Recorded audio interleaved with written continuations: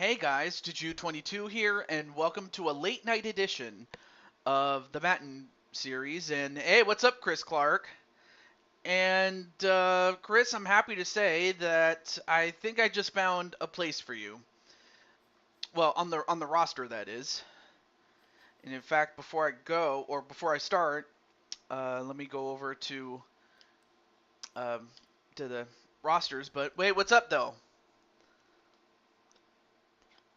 How's everything going there? I had a nice dinner, and definitely had a nice day at work. And it was pretty nice to end off on a high note.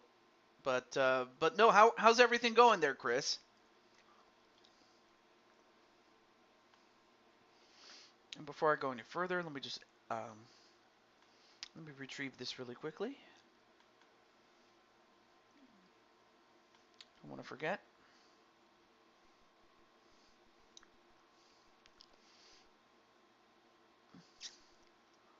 Well, hey, that's awesome that you get the day today and tomorrow off. I mean, because technically, it's still Friday where I live, so I get tomorrow and Sunday off. So I'm happy about that. But I'm also happy to say that I do have a spot for you on the roster for NFL. The thing was, I wasn't sure who to replace somebody with you, but I think I found him. And of course you'll simply be inheriting this person's position, but nonetheless, I'll put you in that person's place. So just give me a second, and I'm gonna put your name down. So you'll be inheriting their not only their spot but also their position as well, if that's all right with you. I would imagine it is, given. There we go. And of course the team that he was drafted to at the time was on the Arizona Cardinals. But before I go any further, let me see the chat really quick. You go to work on Sunday? Awesome. But the person in question, his name is Biological, and he is an offensive lineman. In this case, a right guard. So of course your job is going to be to protect the quarterback. But I'm kind of curious, like in the future, who are some of your favorite teams and favorite positions though? I imagine Chris Clark is a very well. Chris Clark, the character, is a very versatile character. I imagine, but yeah, man, I'm happy that you get to you got today and well tomorrow off, and then you have Sundays. Yeah, I mean, I always try to get Sundays off, which I do, thankfully.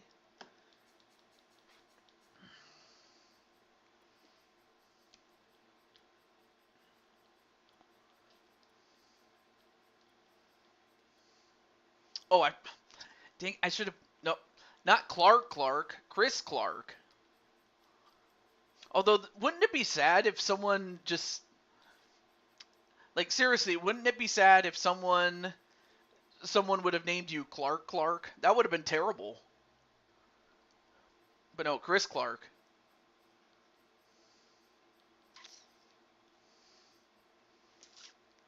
Although I'm not sure in terms of like your hometown and as well as the state that you live in, or at least, or even if you want to keep it fictional, that's perfectly fine. But yeah, man, that was okay.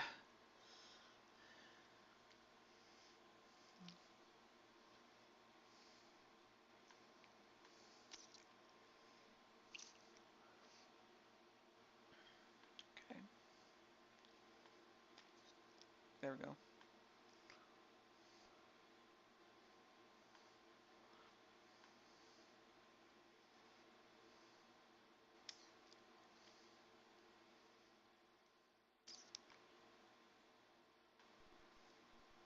Orangeburg, South Carolina. Okay. That's good to know, though. Orangeburg. I might have to learn more about that. But anyway, Orangeburg, South Carolina. So I imagine you're probably a fan of the Carolina Panthers. Or maybe some other team. Like, I imagine that... hey, Patty! How are you? And hope everything's going well with our good friend Patty Cakes.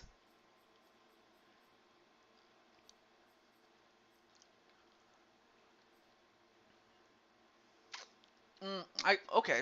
So it was probably that. Okay, so I have you listed at 6'5", 300 pounds, but that's par for the course given the fact that you're an offensive lineman. But other than that, well, I'm happy to say you're finally in. So congratulations to Chris Clark. Oh yeah, let me save this really quickly. Okay. You're doing good? Awesome. Awesome. Of course, I'll have to catch up on some of the streams that I missed, either due to um, commitments that I've had, or, or, or, or at the time it was during when I was at work, so I couldn't watch it live as it happened. But of course, I had to focus on work and things of that nature. But alas, I'm happy that you're doing well, and I can say I'm doing pretty well myself.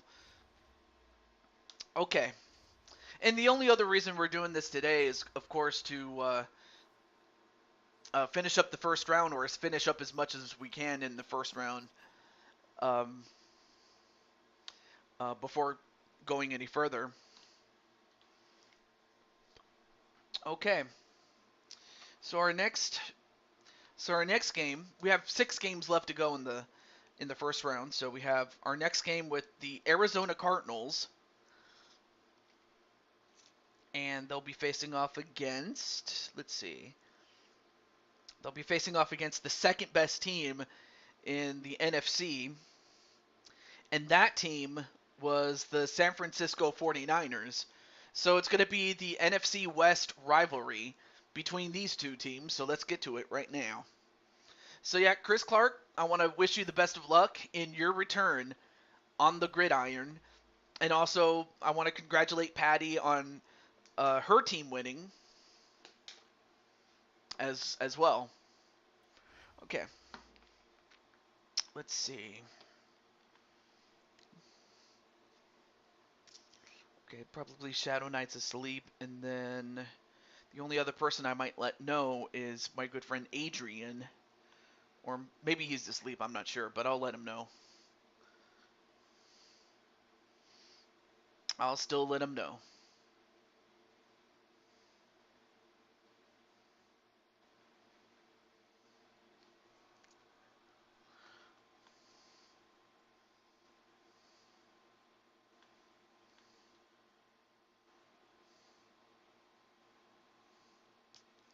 Let's see, where is he?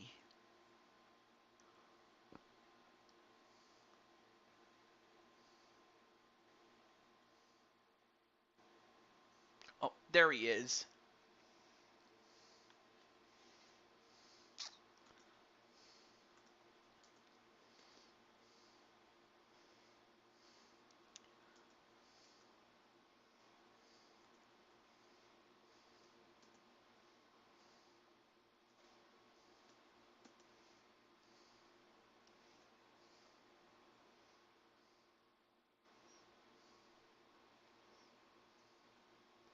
I'm just letting him know really quickly. There we go. Got him. All right, let me see. Who else do we have here? Hey, Zach, what's up, man? Great to see you. Sorry, I was letting somebody know that their game is up next, but let's see. Zach, let me see. I wanted to let you know that someone did pick you up in the free agent pool. I just forgot who picked you up, though. Let me see. But how is everything going in what is it? King Ace Land. Oh, okay. So, believe it or not, Peter Griffin, who was drafted by the New York Giants, and his team won.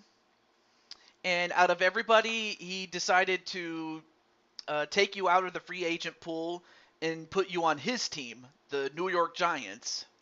So I just wanted to let you know about that. So you're now on the Giants as you were recruited by Peter Griffin. So more or less, you actually get to play alongside him. You're still at center, by the way. You're the best center in the game. When you try him with a sorry defensive tackle, that's the result you're going to get. I just wanted to repeat that little part there.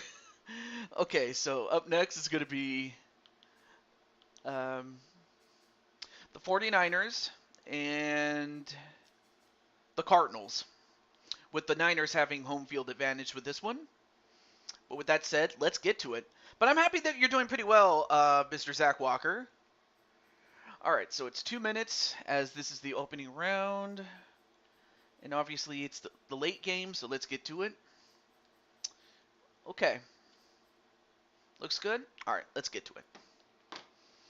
But yeah, how's everything going? Well, I'm happy that you're doing pretty well, but I'm hoping that that the news comes off as good, and then also good luck to Chris Clark on behalf of the I almost said the St. Louis Cardinals, but the Arizona Cardinals.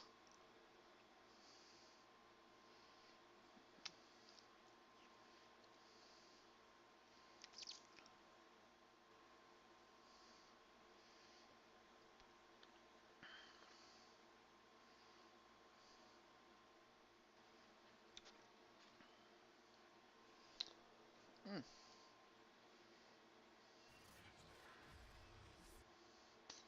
And live in Levi Stadium.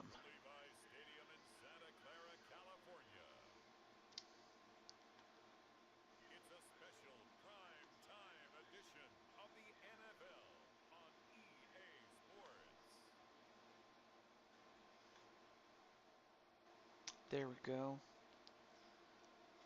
Let me turn up the volume a little bit here. Let me see. But yeah, Zach, how do you feel? And as that happens, here are the San Francisco 49ers and the Arizona Cardinals. And of course, you have these two NFC West, I almost said East, NFC West rivals. In fact, they've been rivals, if anything, I believe they've been rivals ever since the Cardinals moved to Arizona, and of course they've been in a rivalry with San Francisco, albeit on a more divisional basis, but even still.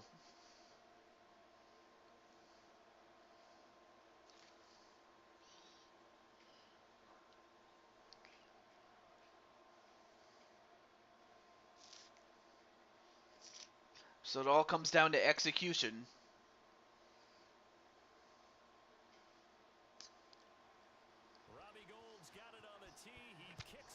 All right, it's kickoff. He takes it out. And, well, he gets a good amount, 26 yards, not bad to start off with. And up next is Kyler Murray. And, of course, he had himself a great season back in 2020. But, of course, the last two seasons have been less than stellar, given the fact that his team has regressed from this time period. So it'll be a much different team by the time we get to Madden 24. Of course, key to this game is going to be the play of Chris Clark, who is an offensive guard on the right side, and his job is to protect Murray so that Murray can do plays like this as he gets it to Moore for 16 yards.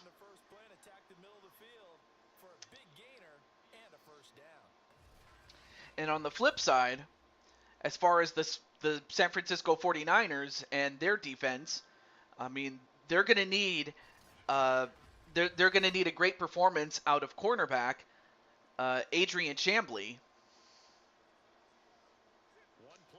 So it's going to be up to him to try to shut down the wide receiving core for Arizona.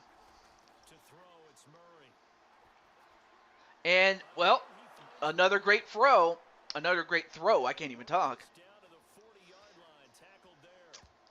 And just like that, they're at the 40-yard line.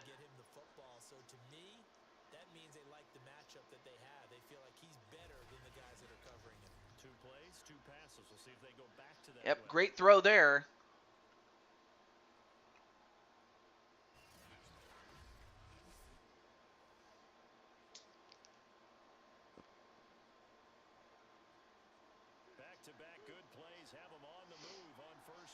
Oh, hey, what's up, Chris Frost?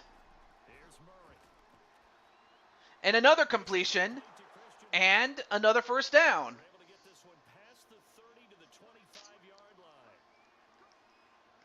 Yeah, great to have Chris Frost on this show. I mean, or the abdominal Chris Frost, even though he calls himself Destructive Chris Frost in the chat there. I mean, for a moment I thought Moore was going to get the catch, but he served to be a decoy, more or less. There's Chris Clark right there, number 62. And in fact, there he is right there, 62 on the right side of the center. And Chris Clark doing a good job with blocking, although, wait a minute, we got a timeout here. I believe that was Fred Warner.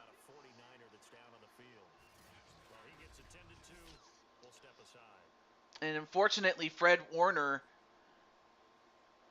hurt himself. I'm not sure if he hurt himself or if he just got injured on the play, but hopefully he's okay.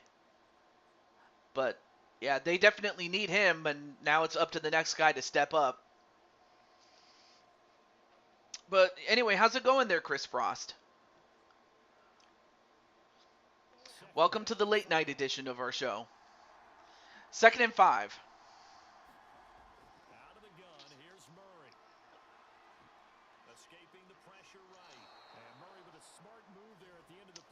All right. Well, I mean, I did have a nice dinner at Popeyes. So if I sound like I'm a bit full, that's kind of what it is. Let's see. Next week on Blue Toad Wrestling for the gold, you and Zach. Well, I could put that as a bonus match, as I have the card set up though, but.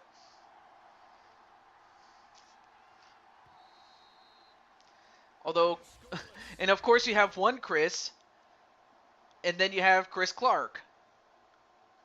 He's like, Chris, you've never faced me, and that's true. You never have faced him before. It'll be interesting to have the battle of the Chris's. It's just too bad that Chris Jericho isn't available as a character. Anyway, second quarter about to start, and the Arizona Cardinals are at the 12-yard line. And Kyler Murray's going to run for it. And does he get enough yards for a first down? He does. He gets it, and it's 1st and goal at the 2. And that's another thing about Murray, is that if you take out all his pass options away and you don't have somebody to spy on him or, keep a lid on him, he could do that to you. I'll have to add that as a bonus match, though, Chris Frost, to answer your question. But now it's 1st and goal, and right now Chris Clark doing his great. Oh, well, they definitely blitzed him, and that causes them to lose 4 yards. So it's 2nd and goal at the 6, but that was a breakdown there. In fact, let's take a look at what happened though. They fake the run, but unfortunately for Murray, and for the fact they didn't bite on that, and nobody picked those 3 guys up.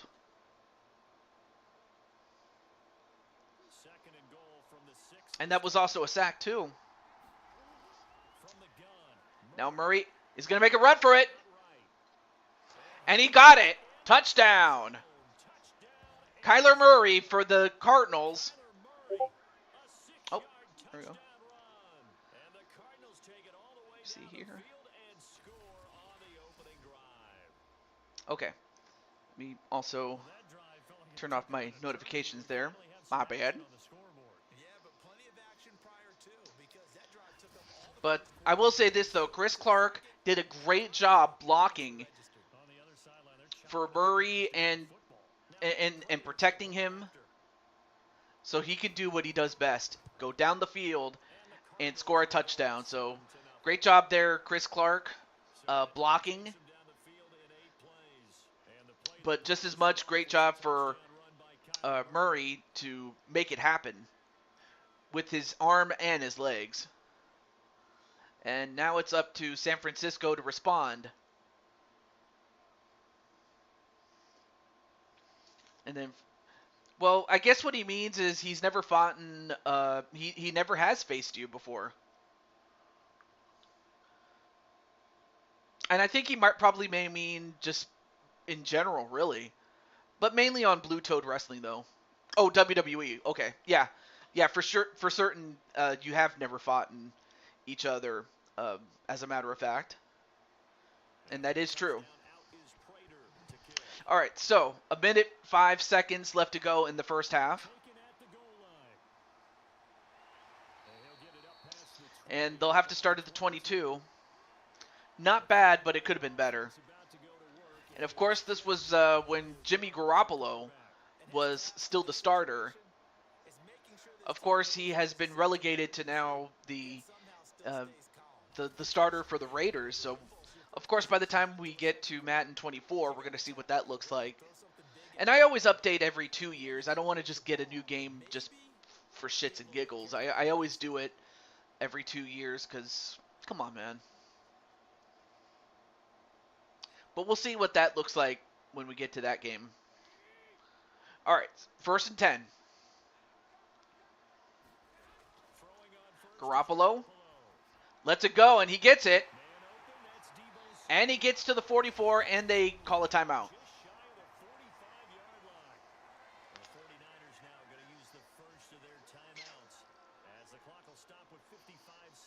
I mean, I do remember that for Madden 23, the selling point of that one was the fact that that was the first game that was made after the unfortunate passing of John Madden himself, whereas 22 was the last game that was produced while he was still with us.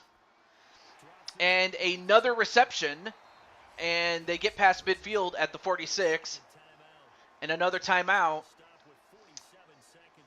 47 seconds left, and they have one timeout left to use. And to my knowledge, I know that San Francisco is one of the few teams that employs a fullback. That would be Kyle Juszczyk.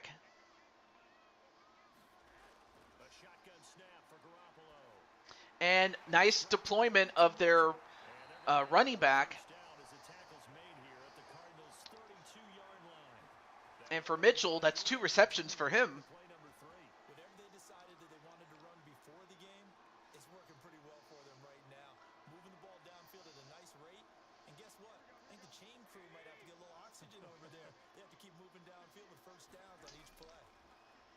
And now 1st and 10, and that was a misfire. But it does stop the clock, though. And of course, there you see the legend, J.J. Watt. And I believe that was at around the time that was his second to last season with Arizona. So, and a completion. And he could have went out of bounds to stop the clock, but now they have to use a timeout to do that First and 10 at the 21 with 10 seconds left. And for San Francisco, their best bet is to try to get not a field goal, a touchdown to tie this game up. And maybe even, or if not, oh, no, wait, they're going to go for a field goal instead. I guess they want to get some points however they can get them, and they do. But I would have tried to at least get one opportunity for a touchdown, but instead they'll take the 3. So now it's 7-3. Cardinals, Arizona. But it kind of does sound like that, Chris Frost.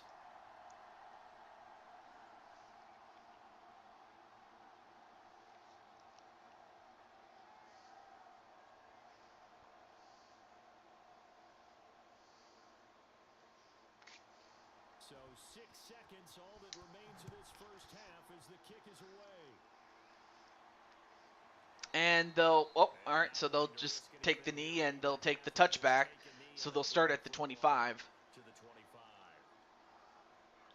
And with 6 seconds left, so if you're San Francisco, the worst thing you could do at this point is give up a big play, and that results in a touchdown, or at the very least a field goal. No, they're going to just take the knee and take the lead and leave. All right, so at the end of the first half, it is 7-3 Arizona.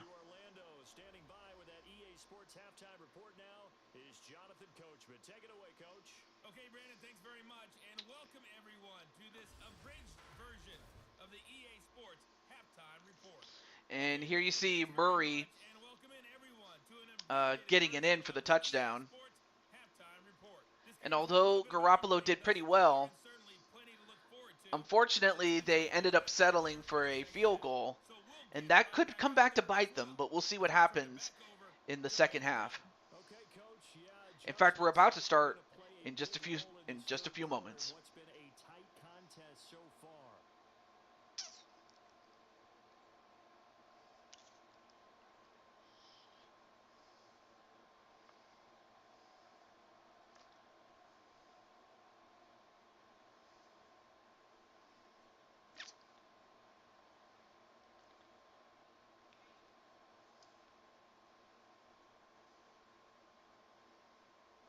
And also, Chris Clark, how do you feel about, your team in the lead at this point?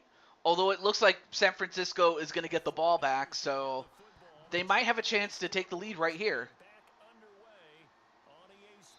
But they'll take the knee and they'll start at the 25.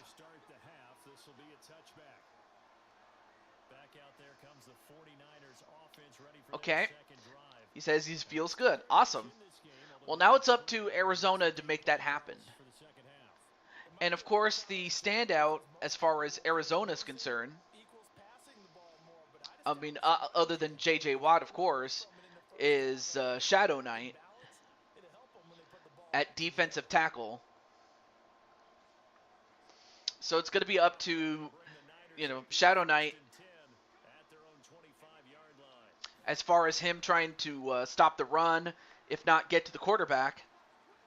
And, well, nice run there by Mitchell, his first rush for 7 yards. Not bad.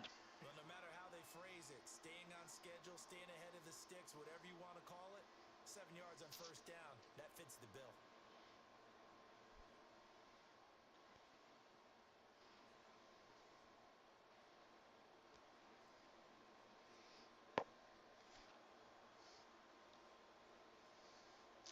All right, so 2nd and 3 at the 32. Second down and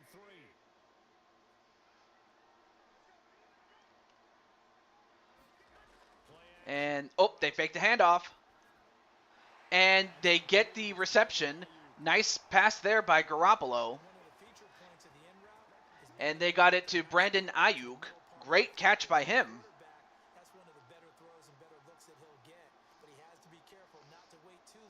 I mean, to San Francisco's credit, I mean they're mixing up their the passing and the running. And that's another completion past midfield at the 46. Garoppolo 7 for 6, and Ayuk with his second reception.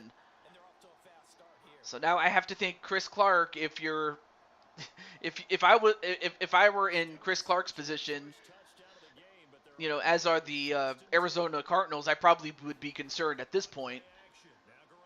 They fake the handoff. Garoppolo, and Garoppolo held on to it too long. You probably should have just thrown it.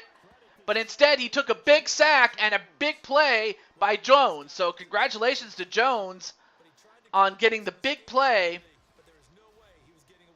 as Garoppolo held too long to that ball, and Jones got him. And that's going to result in a 2nd and 22. So for San Francisco, they got to make a big play here to make up for it. And if you're Arizona, you have them right where you want them, but they're going to run it instead. However, Arizona, to their credit, correctly predicted that they would go for a run, and they did. And that will limit them to 1 yard, and that's going to be a 3rd and 21 when we get back and start off the second quarter. And at the end of 3, it is 7-3 Arizona. And also, Chris Clark, I may as well mention that should the Cardinals hold on and win, my dude, you got a big decision to make, and that involves this. If Arizona holds on to win, then you'll have a choice of either recruiting, in this case, my good friend Adrian Chambly, who is the cornerback, or you can recruit somebody off of the free agent pool, and I'll show you who's available to add to the team that you're on, the Arizona Cardinals, that is, should they hold on. But of course, if San Francisco wins, then they'll have that same option as well.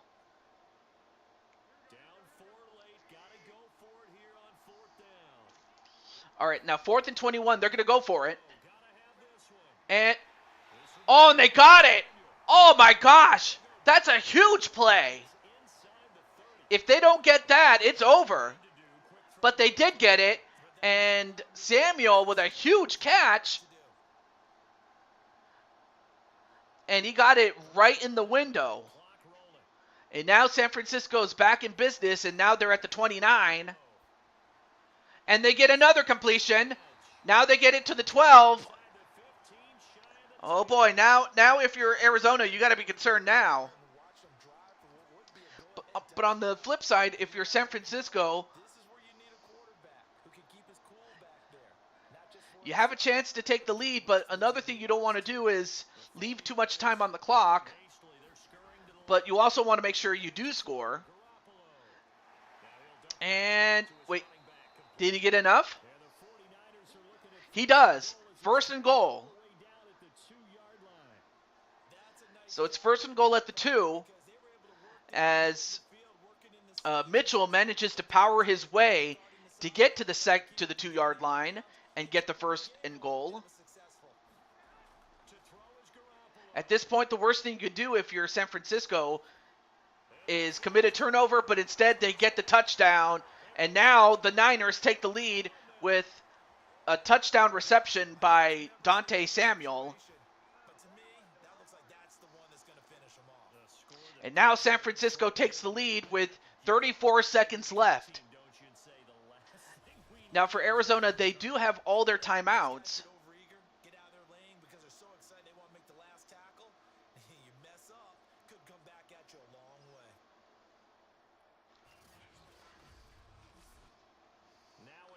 All right, so now they're going to kick the extra point. And it's good. So now it's a 3-point game. So if you're Arizona, at the very least, if you can get within field goal range and kick the field goal, you will then it'll be a tie game, and more likely it'll go into overtime. Well, Chris Clark, now you're back on the field, so now it's up to you to help your good friend Kyler Murray go down the field.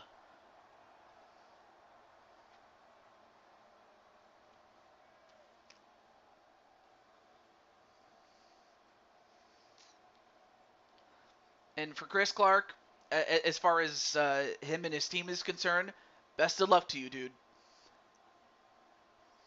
And for San Francisco, you have the lead, so now all you have to do is try to stop them. Or just plain stop them, really.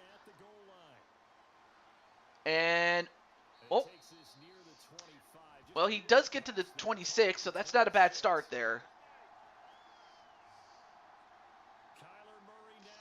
So Kyler Murray and the crew are going to be able to, I can't even talk. Kyler Murray and the Cardinals will start at the 26.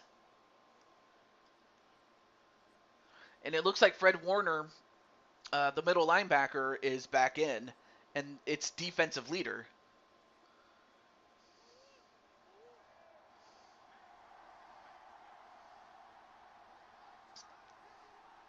First and 10. And he gets it to Zach Ertz, but he only gets 3 yards, and they have to use a timeout to stop the clock. I mean, they only have 24 seconds left to work with, so there you go.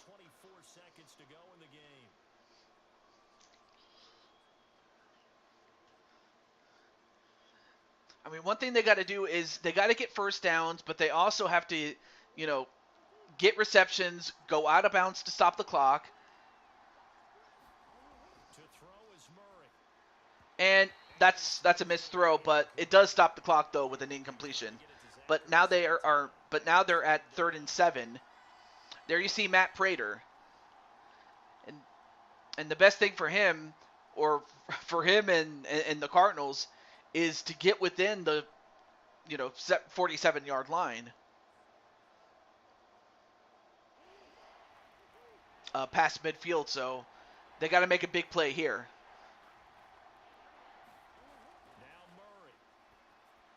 And, well, they do get it, and, well, they use a timeout.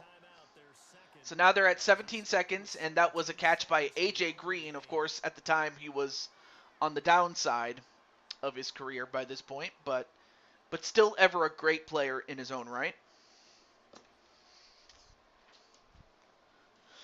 All right, 1st and 10 at the 38.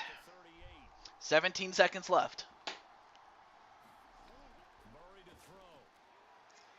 Although Murray's going to run for it, and they have to use a timeout. So now they are at 11 seconds. I mean, I don't know what to say, but the play calling for Arizona, especially with the situation, they're not doing a good job with the 2-minute drill. Sure, they didn't have 2 minutes exactly, but but that's why you practice these things. Situational football. And goes for a long pass. Oh, almost got picked off, but that's going to result in a 3rd and 4 with 4 seconds left at the 44. So at this point, if you're San Francisco, all you got to do is make a play. The worst thing you can do is give up a touchdown or commit a defensive penalty. Murray, it's Hail Murray, but it's incomplete and the game is over. So that means that San Francisco wins and knocks out the Cardinals, which means that San Francisco will get to recruit a player for their team. And since Adrian is not in the chat, that means that by default, they will recruit the best available player between either Chris Clark or Shadow Knight or whoever is in the free agent pool. But nonetheless, though, congratulations to the 49ers. And, well, I'm very sorry about that, Chris Clark. But then again, that's why the Niners are a great team and have been a great team since 2019. Hey, what's up, Jose Blanco? You just missed one game, but how you doing, man? So that'll do it for my partner, Charles Davis, and the best darn crew in the industry. But congratulations to the San Francisco 49ers as they they were down by as many as 7. They cut it to 4, and then they took another, and then they scored a touchdown late in the game to take the lead 10-7 and win. And then Patty says, "Hi, Jose."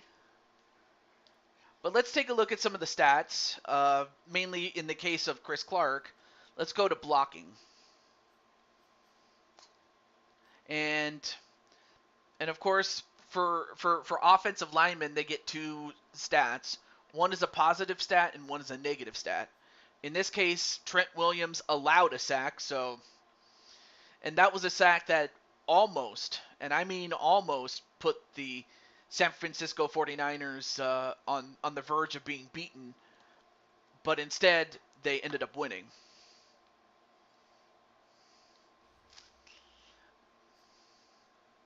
But nonetheless, though, congratulations to the 49ers. And I almost forgot to put the. All right, let me cross out the Cardinals here. All right, cool. Okay, so before I start the next game, I'm gonna, and since my good friend Adrian is not in the chat, I will act on his behalf, and that's what's gonna happen for those who are not in the chat, is that I will act on their behalf, and by default they'll just pick the best available player for their team based on the biggest need or one of the biggest needs that they'll have. So let's go to it. Oh, there we go. For a moment, I got stuck there, but all right. But anyway, how's everything going there, Jose? I forgot to ask you how you doing, man. Okay.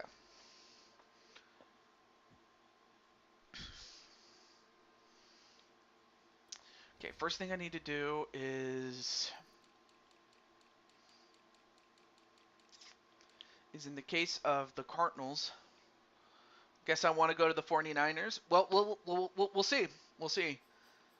We're gonna see if they could use somebody, or they can have what is it, a right guard in this case, or if I have to move you to left, but we'll see.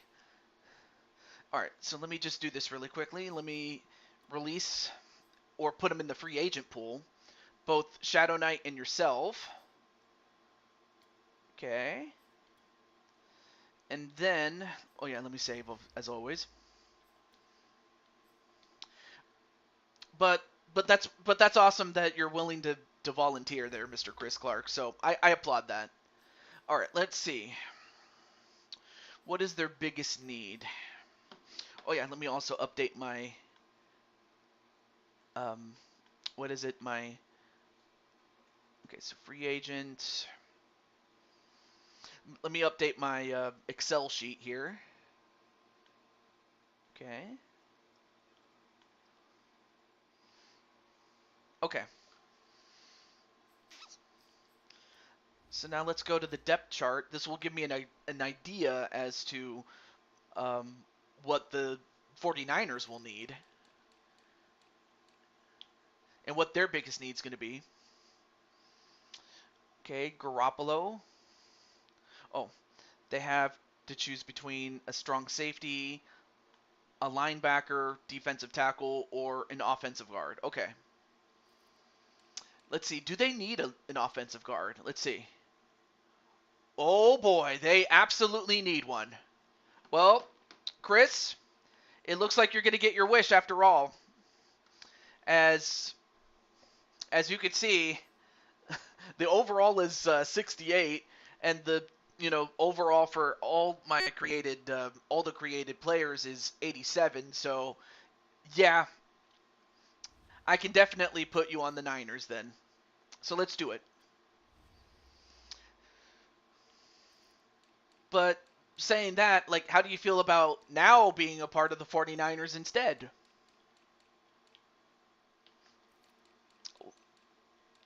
Oh, no, not quarterback, dang it. Chris Clark. Heck yeah? All right, heck yeah. All right, so Chris Clark gets to be part of the Niners. Incredible. So, well, of course, that means that you're now with the Niners, and they've advanced to the second round. And of course, we haven't determined the matchups yet because it always reshuffles with whoever the highest remaining, like whoever the highest seed is, will take on the lowest remaining seed, and then of course uh, and then it pretty much writes itself though. So we haven't determined like who your next opponent will be, but you've made it, so that's the thing. All right, so let me go back to. Okay, so and I always have to do this um, so that way you start the next game. So you're so it looks like you're gonna do a great job there, Mr. Chris Clark. So congratulations, my dude. Okay. All right. Well, oh, I might as well mention now as far as Jose to give him an update is that for Jose, he is part of the Baltimore Ravens, and recently he and the rest of the Ravens took on the Tennessee Titans, and they have recruited Jennifer Riley or Jen Wolverine, whatever you want to call her, and they have her at wide receiver, which was which was one of the biggest needs for the Ravens. So I just wanted to give a little heads up for those who are watching this on the replay. And for Patty Chase, uh, the Cleveland Browns eliminated the Tampa Bay Buccaneers, and they have recruited a strong safety in Phoenix Skywalker. So we'll find out how Patty Chase and the rest of the Browns will do in the next round when that comes around. But to get there, let's get to our next game. In fact, let's do it this way. Hold on.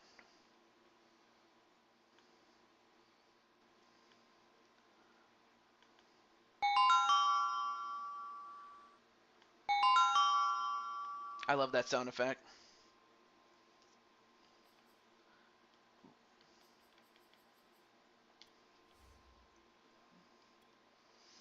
Okay. So next up is going to be the Indianapolis Colts, which is going to be an anomaly because what you're about to see is something that is only happening for this season, which under normal any other circumstances would have never happened. And that is they have a new quarterback in Dak Prescott. And of course, that trade was made so that Azriel Black could go to the Cowboys. And they, in turn, sent Dak Prescott to the Colts. So we're going to find out if, with the quarterback in the caliber of Dak Prescott for just this season only, is going to turn their fortunes around. As they get to face off against, let's see, the second best team in the AFC, and that would be the Cincinnati Bengals.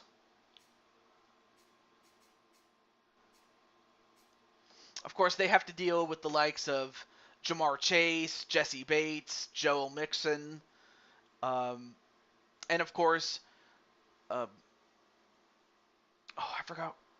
His name escapes me right now.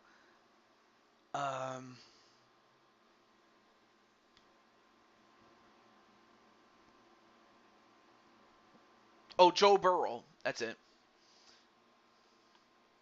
Anyway. And then Clinton's like, he will not. And then, oh yeah, and I'll get to Clinton and his team in just a moment. But how's everything going there, Mr. Clinton? And I'm hoping that you're feeling better. I know that you said you had a procedure, but I'm hoping that you did well, or that you're feeling better. all things considering. Okay, so it's going to be the Colts and the Bengals. And oh, I almost forgot to mention. Let's see. I think the person behind Edward Elvis is asleep. And then for Blade Charge, he probably might be asleep too. So there's that. Oh.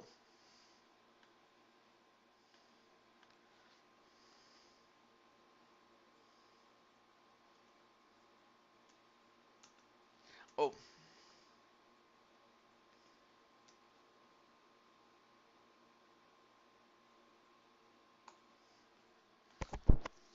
Okay. Anyway, that was my good friend Elmeister saying hello. Well, we'll see if Dak does become the, let's see. Test run will be... Then killing the nerves in my neck. Oh, dear. I'm sorry, man. And I really am. Like... Though I have to think that it had to do with, what's the word? Correct me if I'm wrong, but weren't you a professional wrestler in your, in your youth? I have to imagine. I know, from all the stories that I heard was that over time, as you perform wrestling, or as not perform wrestling, as you, perform night in and night out, in the ring, it definitely takes its toll on you. I mean, like my job takes a toll on me, but it takes a mental toll. But for wrestling, it's not just mental; it's physical too. But nonetheless, though, I just hope that you're that you do, feel better is what I'm trying to get at. And as for the Colts, so in addition to the trade that sent Azriel Black from the Colts to the Cowboys, in exchange for, of course, Dak Prescott, who is playing for the Colts this one and only season, so get a good look at him as a Colt, because you may never see him again in this capacity, though. Yeah, definitely. I just hope that, you save up for a career, and I'm hoping that that's the case. All right, so now Cincinnati's going to kick off to Indianapolis, and they'll take the touchback, and they'll start at the 25.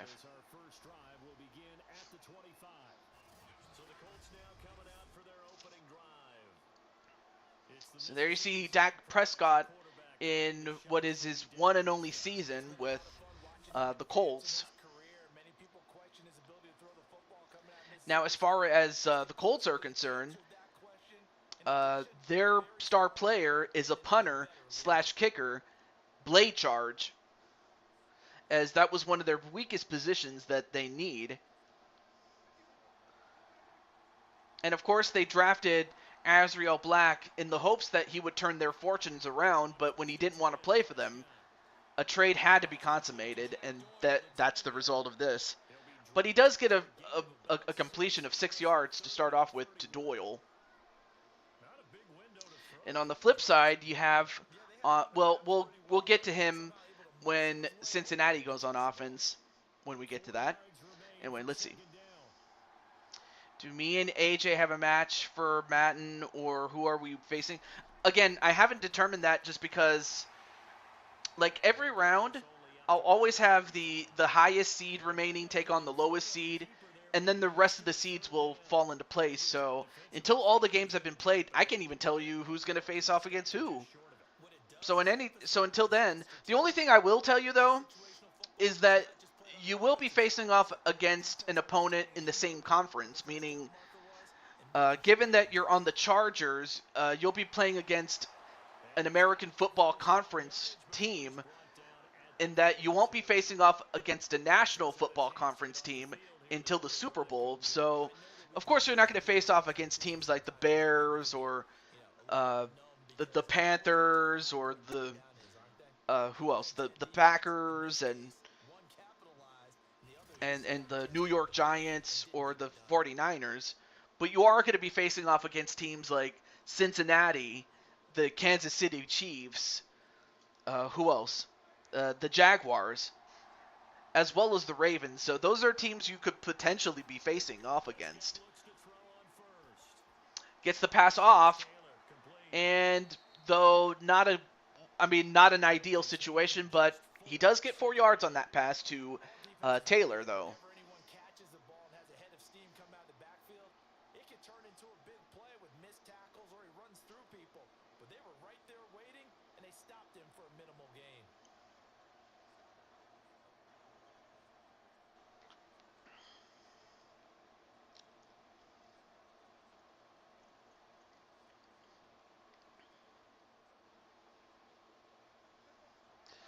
So anyway, we came into this stream with 6 games to play. We just did 1. Now we're down to 5. And intercepted! Intercepted! Great play by Hilton.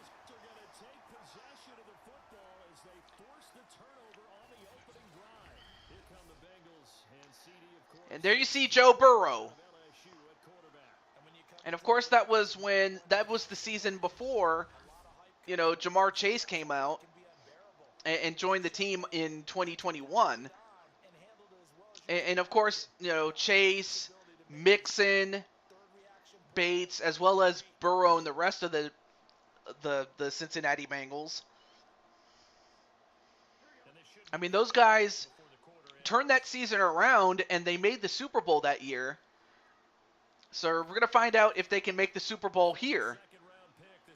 And, well, they get 7 yards, sorry. They get to 7 yards and they get to the 47-yard line past midfield, as at the end of the first quarter, it is 0-0. Yeah, apparently so. But on the other hand, that's why they drafted Azriel to begin with. But obviously, Azriel, to play along with wrestling, he pulled a Hulk Hogan and said, "That doesn't work for me, brother." So that's the reason for the trade. Although, wait a minute. Oh, nice catch, but well defended, though, as they managed to knock the ball away before Chase could hold on to it and make a big play. So, great recovery play there by the Colts, as they now force a 3rd and 3. They hand it off, but they only get 1 yard. Actually, no, they lost a yard. What am I saying? As they force a 4th and 4.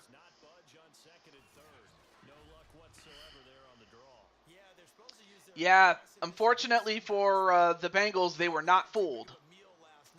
Were the Colts.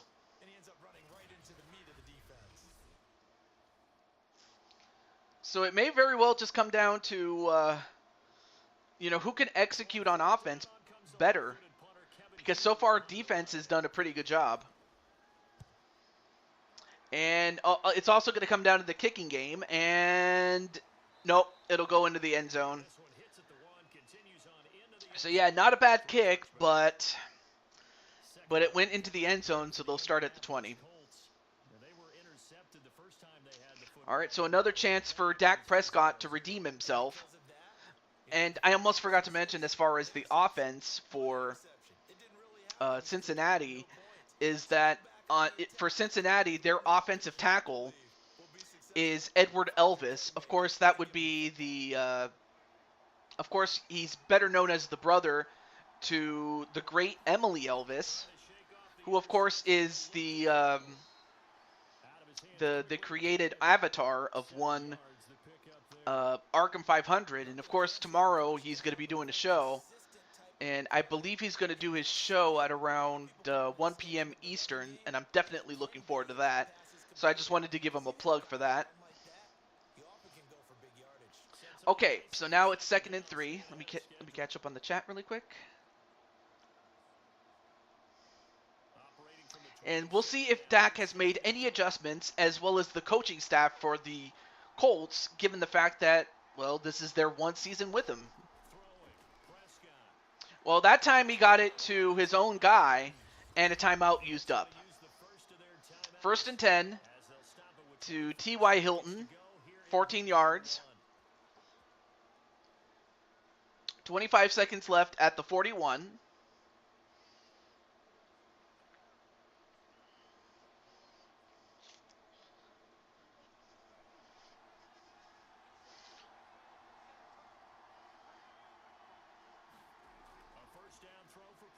And Prescott gets away, and a completion. And they will use a timeout. Not bad. But that was a great, one, nice running to the right, and then throwing, and then getting all the way to the 28. So now, at worst, the worst actually would be if they threw an interception or cough up a fumble or something like that. At the minimum, they can get 3 points, and at best, they can get a touchdown right here. And they get to the 6 inside the 10 with a timeout used up, and that's all their timeouts, as they are now at a 1st and goal at the 6. But we'll see if Clinton's words hold true, or if Dak can actually, come through in the clutch. But on the other hand, it will come down to the coaching staff. Although, he got rid of it just in time before he either fumbled it or intercepted it or took the sack. But now it's 5 seconds left. Still at the 6-yard line, but it's now 2nd and goal. And they're going to take the field goal. I'm legit surprised. I would have thought that they would take a shot at it. But I guess they'll take the sure thing, but there's still 2 seconds left in the game. But there you see our good friend Blade Charge, number 7. But on the other hand, that's why the Colts got him as well, is because their kicking team is absolutely atrocious. Their kicking game is absolutely atrocious. And Clinton, you've said this many times, and I'll repeat what you said. While the kicker is an extension of the offense, and conversely, the punter is an extension of the defense. For offense, it's pretty straightforward. If you need to make a field goal, that's what he's there for. Well, that's what the kicker's there for. But for the punter, his job is to make the defense's job much easier by giving them excellent field position, which in their case would be to kick it within, the 20. But as that happens, Cincinnati takes it out, but they don't get far, and that's the end of the first half. And at the end of one half, it is 3-0 Indianapolis. All right, Brandon, thanks very much. Welcome, everybody, to our abbreviated version of the EA Sports Halftime Report. Okay, right, Brandon. Thanks very much. And welcome in, everyone, to this slimmed-down version of the EA Sports Halftime Report. This one's been all about the defense. Just a lone field goal in that first half. And as a result, not too much available. Incredible. Of highlights. But that's okay. We've got a full half. And if I'm not mistaken, I believe Cincinnati is going to start with the ball. And then you said, yep. Like, what do you mean, yep? Like, as in,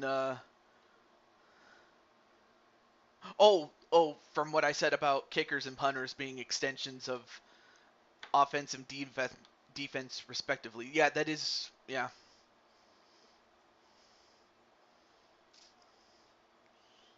And also, I apologize for not making the last couple of shows that you did do, for the DAFL, which is a league that you do with Madden. But I understand why that had to go on hiatus, which is, it's important that you focus on your health, obviously. Yep, I kind of figured.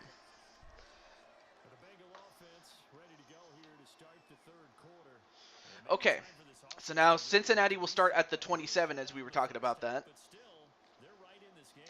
certainly are. What I like about it is that you But actually now I continue will to say keep this though, you know, just Joe find a way Burrow, to make a few plays yourself. he You know, he definitely they're on the board here in has this game. They're not changed the giving up. fortunes of Just got to find a play or two, and they the can be very city happy at that point. of Cincinnati because they're no longer the same sorry Bengals that I've known them as. Although Joe, but I have to give, and it's not just Joe, but it's the rest of the team that stepped up their game, including, his old teammate and now teammate, Jamar Chase, and T. Higgins, and some of those guys that they had at that time. And not to mention the players that they did pick up in the meantime. And, well, nice catch, and he gets by one tackle and gets past midfield. Does Joe Mixon. That's another guy that has contributed mightily to the success of, Cincinnati in terms of turning their fortunes around. That's the start of them trying to get the ball to him a little bit more here in the second half. Although I will say, though, that they debuted this in the previous season, which is the white tiger stripes. It's basically the same thing as their current uniforms that you see, except instead of orange, it's white. And I just thought, that's pretty fly. And wow, what a catch! And nice catch there by Boyd. And not to say that Indianapolis didn't do their job, they did, but that was just a great play there by Boyd. Look at that. Look at that catch. I'll tell you one thing, Chris Frost. If you could do that for your next game, I have to think that AJ will definitely team up with you.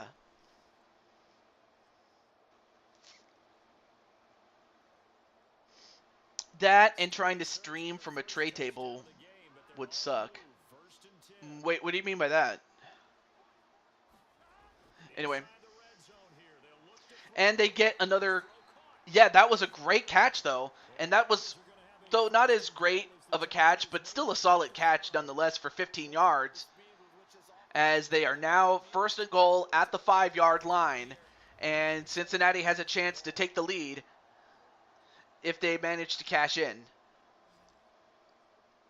And as far as the playoffs are concerned, every game in the first round, it's 2 minutes a quarter. And then, of course, as we go through the tournament, the time per quarter will increase by 1 minute. And it'll increase until, like, by 1 minute. And then that is up until we get to, like, 5 minutes. And then for the Super Bowl, of course, that's going to be 10 minutes a quarter because, it's the Super Bowl, of course. And as that happens, touchdown and a catch by Jamar Chase. My PC and PS4 are on tray tables. Oh. Well, I'm hoping that you do get more solid tables or a more refined streaming space for you to do so. But anyway, extra point is good. And now Cincinnati does, in fact, take the lead. 7-3 with 007 left to go in the third quarter. And, of course, this was when the stadium was still called Paul Brown Stadium. And I think, correct me if I'm wrong, but I believe they reverted back to Paul Brown Stadium. In fact, I'm going to take a look. I just know that they recently changed it, but then they probably changed it back for a good reason, I'd imagine. But let's take a look here. So after the made field goal, here's McPherson to send this one away. And I recently understand that they started preseason. And they'll get him down right around the 25, actually the 26 officially, so a net gain of 1 there. But yeah, man, among the teams to look out for,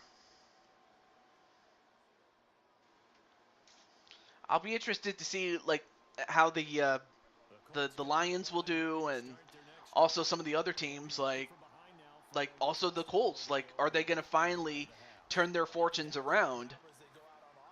And well, they do get a completion, and this could be, I believe.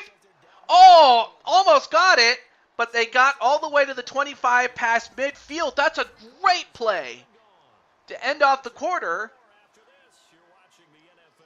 I mean, well, one, that was a great catch, but also number two, that was not a good. And of course, if you're the defense for Cincinnati, you cannot give up plays like that. Doesn't matter, and that was to Michael Pittman, I believe, and great tackle there by Von Bell to prevent a touchdown, but. And wow, they can't even get him down. And Prescott getting a lot of yards in a short amount of time, and now Indianapolis has a chance to regain the lead. And that was to Doyle, and Doyle is a monster of a man. Look at the size of that man.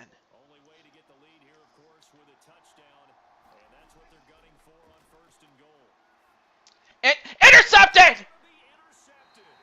Wow. Well, I guess you're right. Dak apparently loves throwing to the other teams because his team had a chance to take the lead, but he ended up throwing it right to Jesse Bates. I guess he was trying to throw it to the guy that was behind him, but he didn't see Jesse Bates until it was too late. So I hate to say it, but he pretty much proved your point. But while the secondary gave up a whole lot of yards, to their credit, they didn't give up. And in fact, they got a big play themselves. So, credit to them. But also, that was just a bad throw there and bad play call by Dak Prescott. And now if you're Cincinnati, you have the ball. So now all you got to do is run out the clock and also make first downs too.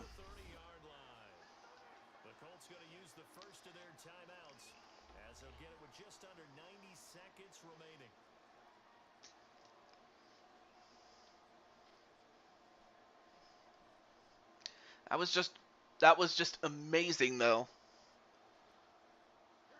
I mean, what a turn of events that one was.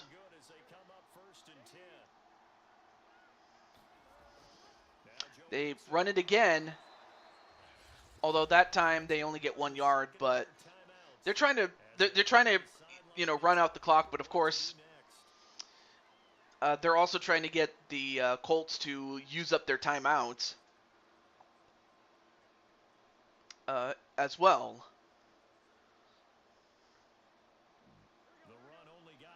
I mean, worst thing that Cincinnati could do at this point is fumble the ball or throw an interception. Well, they get 3 yards on that one, but that's the last timeout they have, though. But there is a reason why the Cowboys have 1-0. Yeah. In fact, I do remember.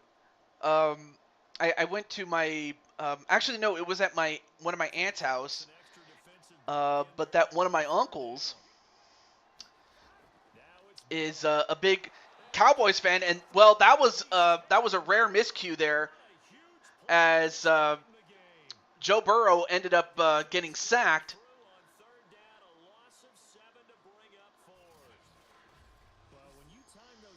And while certainly better than, throwing the ball throwing the ball in either an incompletion or worse, an interception, I think he took the lesser of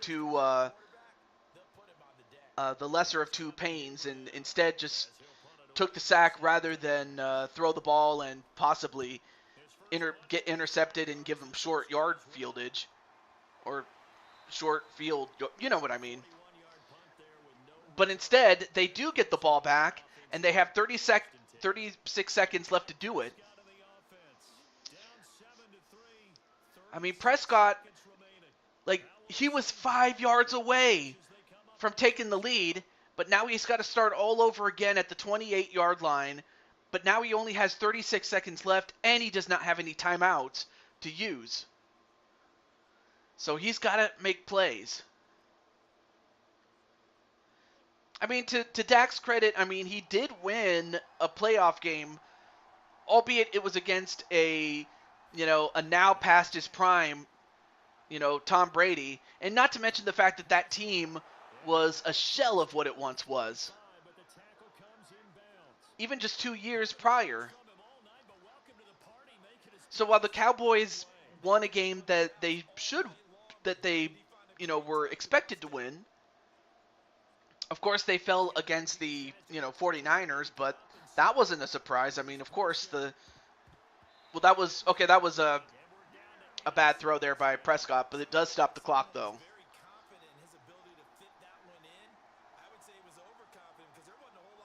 So for Cincinnati, the worst thing you can do at this point is give up a touchdown.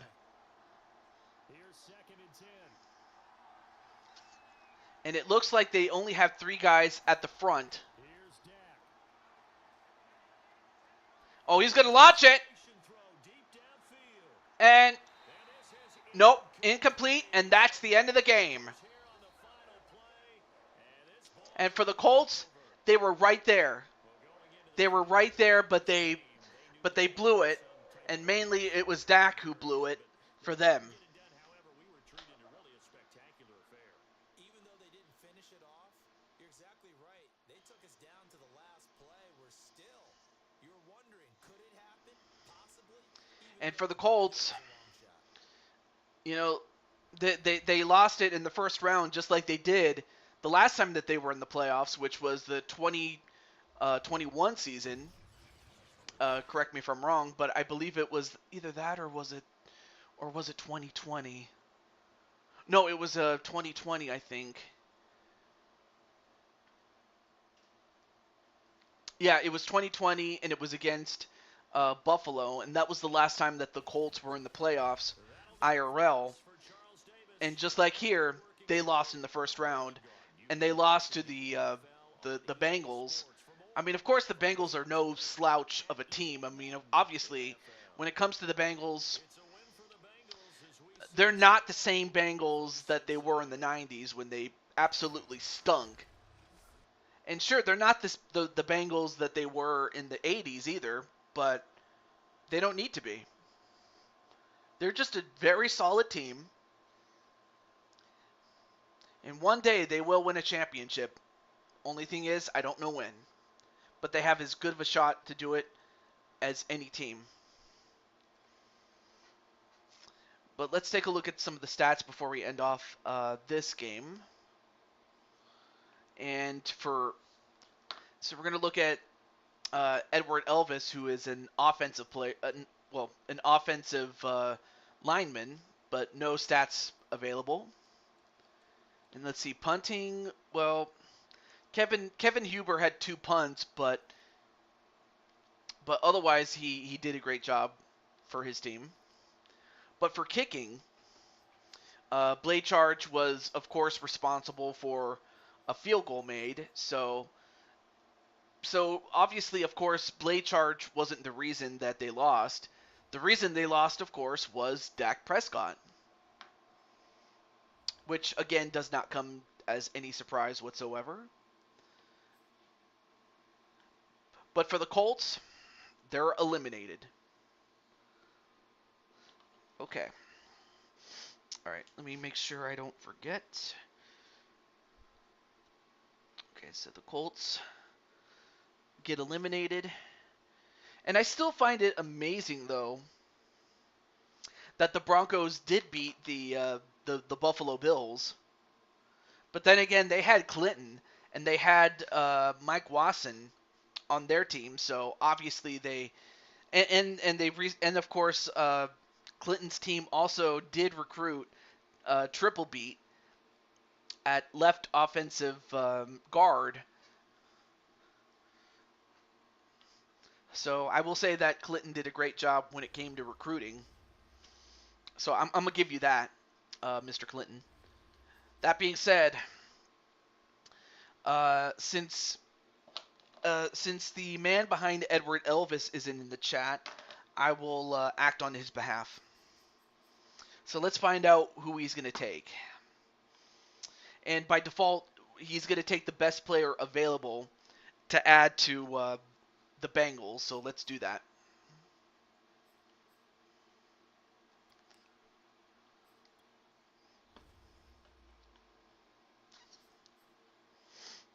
Hey, Brandon, what's up? Let me see. Brandon. Oh, actually, Brandon, before I go any further, let me take care of this really quickly for Edward Elvis or Arkham 500's character and the team that he was drafted by, who just won, the Cincinnati Bengals. But first, let's get to the team that they lost to, or they beat, I should say, excuse me. The Indianapolis Colts. All right, so for Blade Charge, he gets to go to the free agent pool. Yes, I'm going to save. So, Brandon, I may as well mention that you did get picked up by another team. And out of all the teams that picked you up, that team, and actually I'll show you in just a moment, but you're still playing at running back, just so you know. But that team is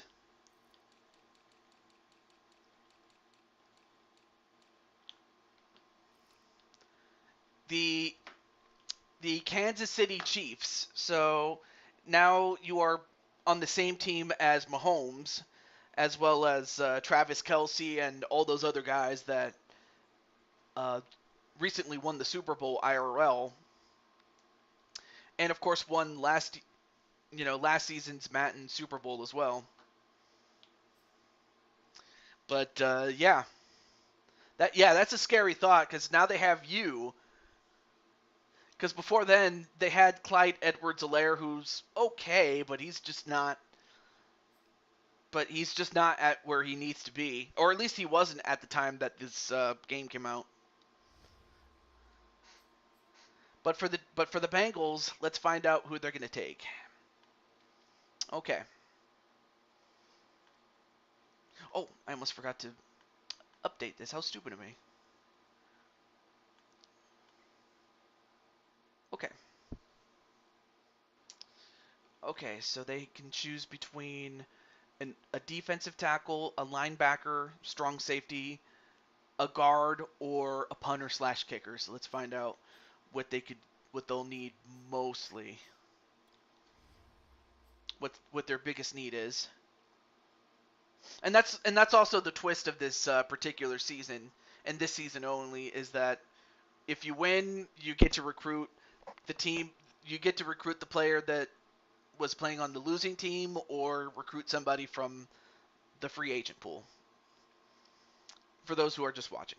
All right. Let's see. Oh yeah, the Bengals. Sorry.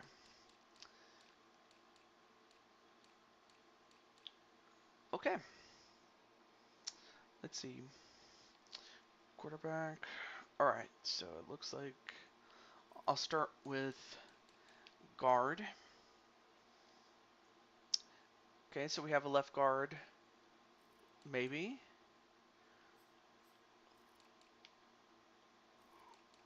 Oh, snap. Okay. So they can definitely use a right guard. Or if the person in question is a left guard, I'll have to move them over to right. But yeah, they definitely need a right guard as they only have one available. So by necessity, they'll take a right guard. And in fact, this person is a right guard. Our good friend Munchie, Adidra Lewis.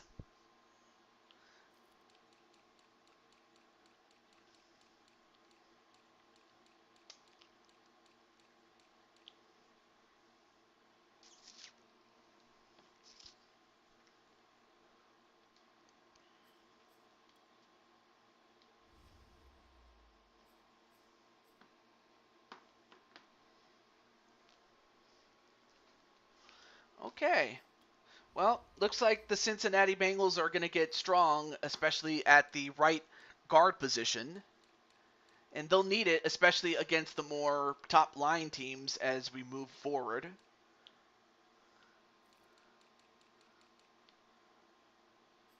Oh, yeah, definitely needed it. Okay. So that's something to look out for. But yeah, Brandon, really, how do you feel about, joining up against Mahomes and, well, actually, you kind of said it. That's a scary thought, and it is. But how do you personally feel about it? I'll let you think about that one. But up next is, now here's a game I'm looking forward to. And in fact, let me go over here.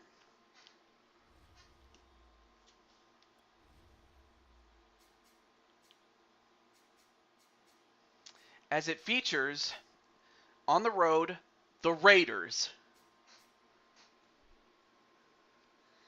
And let's see, the Raiders. AFC. One, oh, one, two, three, four. Okay, so I need the fourth best team. One, two. Oh, I'm sorry. One, two.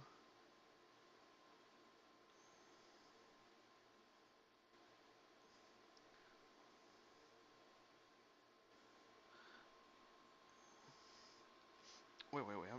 I'm reading this wrong here.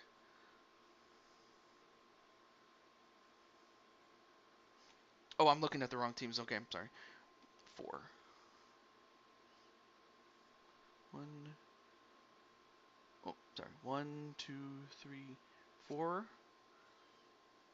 One, two, three, four. Okay. So it's going to be the Raiders.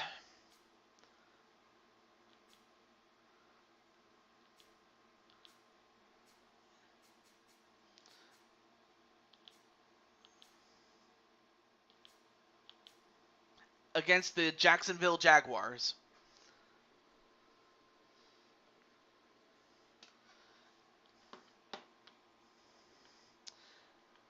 And of course, for Jacksonville, they have Darius Helms. And for the Raiders, they have Najee and your boy, Toad. So I'm just going to let Darius and Najee know. So let me do this real quick.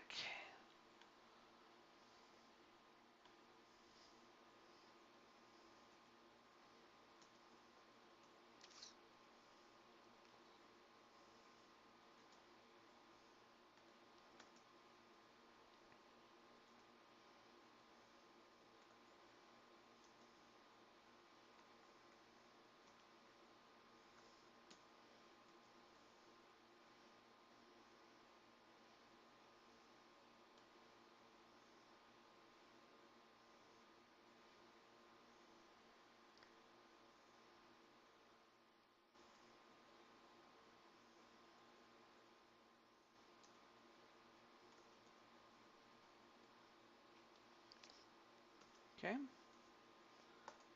And then we also get Mr. Najee-san.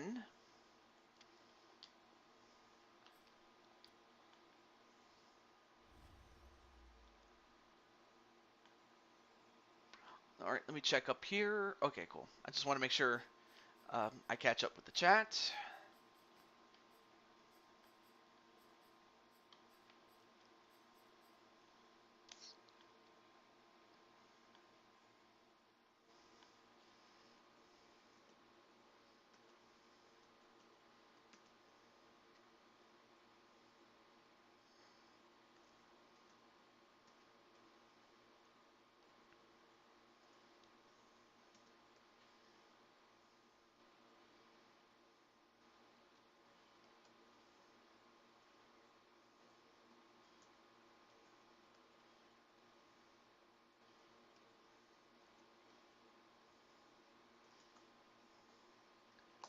All right, there we go.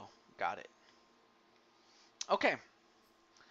And then everything looks good. All right, cool. Let's get to it. So we are, including this game, 4 games away from the end of the first round.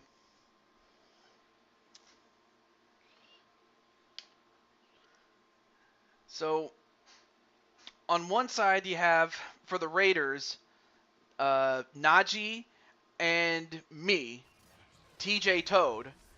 And on the other side, for the Jacksonville Jaguars, you have Darius Helms at free safety.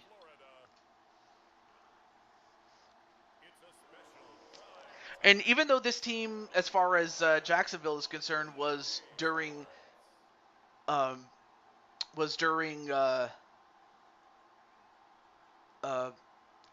Trevor Lawrence's rookie year, obviously we saw what happened in his sophomore year, in which he definitely rose to the occasion, and so did the rest of his team, especially given the fact that they ended up going into the playoffs as the division winner.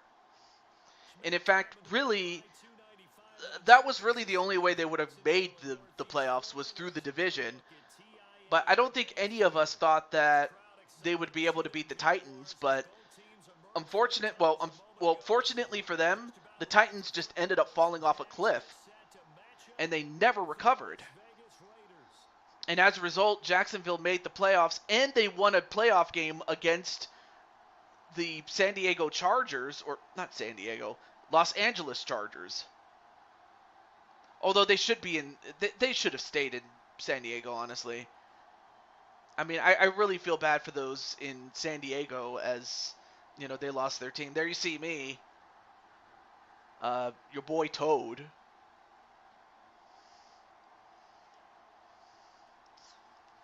But of course, Jacksonville is also the home of All Elite Wrestling, and yet this particular stadium was the site of the first of 2, and I would suggest the only, and I would suggest maybe that would be the only 2 times. Actually, it was hosted twice. Actually, both times the Stadium Stampede match. And of course that was, for All Elite Wrestling. And they both featured the Inner Circle. Anyway, TJ, what team am I on? You're on the Los Angeles Chargers after AJ had won, and he recruited you, and of course he agreed to put you at wide receiver. So I have you at wide receiver for the Chargers, whereas AJ is still at defensive end. And of course he's going to do his thing at beast mode, though. Anyway, that is because AEW and the Jags are basically owned by the same family. Yep, the Khan family. As I believe Shahid is also, he and his son Nick Khan do own the Jaguars, and they do own AEW. So, but I mean, I knew that, obviously. But for those who are fans of wrestling and are fans of football that couldn't put two and two together, that's why I mentioned it. Anyway, Jacksonville's going to start off with the ball and a misfire.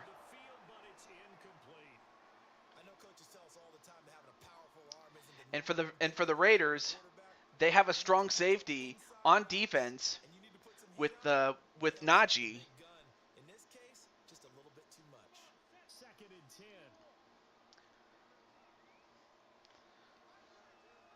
And we'll mention the other players when both sides switch places. Anyway, Robinson with a nice run, and he gets it to 3rd and inches, though. But yeah, Jacksonville did a great job turning their fortune around, and they made the playoffs, and they won a playoff game, but then ended up losing to the eventual Super Bowl champions, which is not bad considering where they were as the worst team in the league. They hand it off, and they do get the first down, and then a whole lot more. But for you know, Las Vegas or for the Raiders, I mean, they had high expectations, especially when they got I forgot his name already. Devontae Adams, that's it. But unfortunately, they just could not get anything going. I mean, the defense was terrible. Offense just could not get in any rhythm. And even when they did, the defense would just often let them down.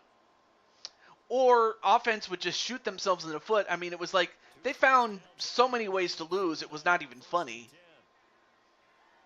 Except for the one time that they faced the Patriots, in which the Patriots made a dumb mistake. Oh, he gets away from the tackle, and he gets the first down, and then slides in, and that's the end of the first quarter. But, wow. I mean, I thought for a moment Trevor Lawrence was dead to rights, but instead, he actually escaped. And that's the thing. You got to fit, and that's another thing that also killed the Raiders. They couldn't tackle anybody. I mean, he had a hand on him, but he couldn't take him down. He could not take him down. I'm like, certainly I would have done a much better job than that. But that was just piss poor tackling, and to, you know, Lawrence's credit, he escaped and made a big play out of that. So, you know, great on him, as he got it all the way to the 33 past midfield.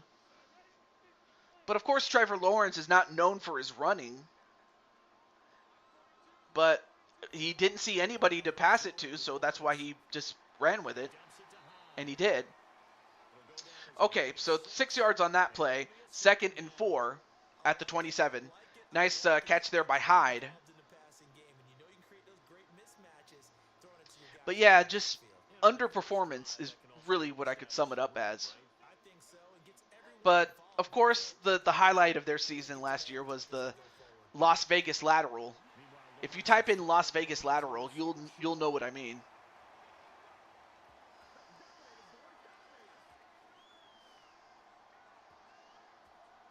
As far as Jacksonville is concerned, you know, their 2 appearances in the AFC Championship are the highlights, really, because they've never been to the Super Bowl.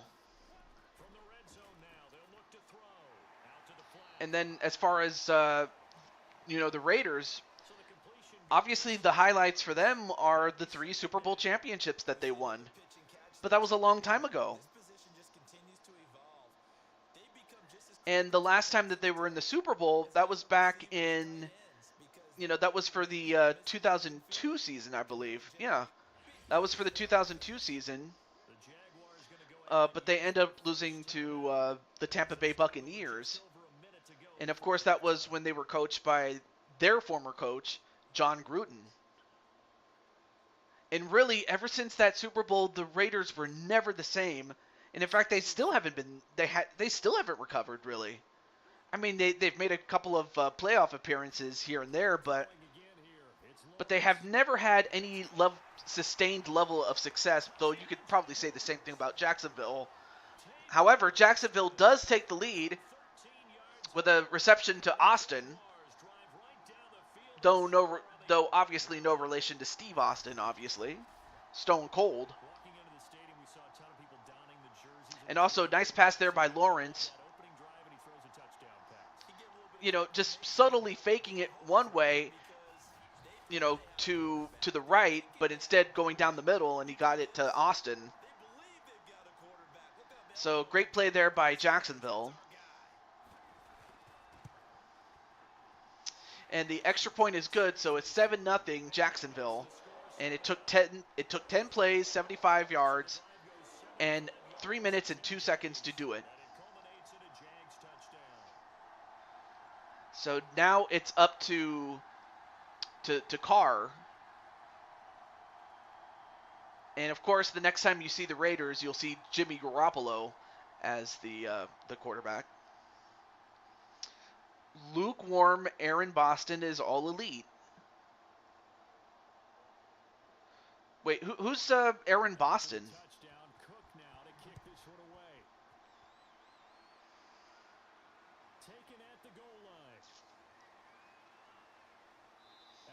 and they're going to start at the 24. But who's Aaron Boston?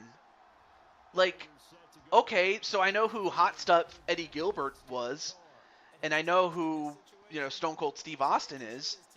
I mean, that's two sides of a different coin, really. One is hot and one is cold. Oh, a play on Steve Austin. Oh, Aaron Boston is. So basically, he's a play on Steve Austin, in that instead of being stone cold, he's lukewarm. And obviously, he's no Eddie Gilbert where he was hot stuff. Because I was watching old wrestling videos of I was watching wrestling videos of the old Memphis wrestling territory. I believe it was CWA. It was Continental Wrestling Association or Alliance, I think. But CWA, that was the same promotion that had its homegrown star, or two of them actually. One was Jackie Fargo, for the best part of the 60s and the 70s. And then in the 70s, or the late 70s, all the way to about the mid-90s, it was Jerry the King Lawler, who was the star and who was the star of the promotion.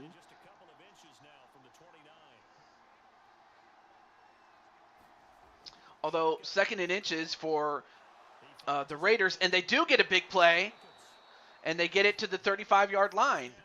Nice reception there. Oh yeah, and then as far as on offense for the Raiders, they have your boy Toad, and he's the center. So in other words, I'm the guy that snaps the ball, for those who don't know. I don't know if I can be as good as Zach Walker or Jordan Walker, whatever you want to call him.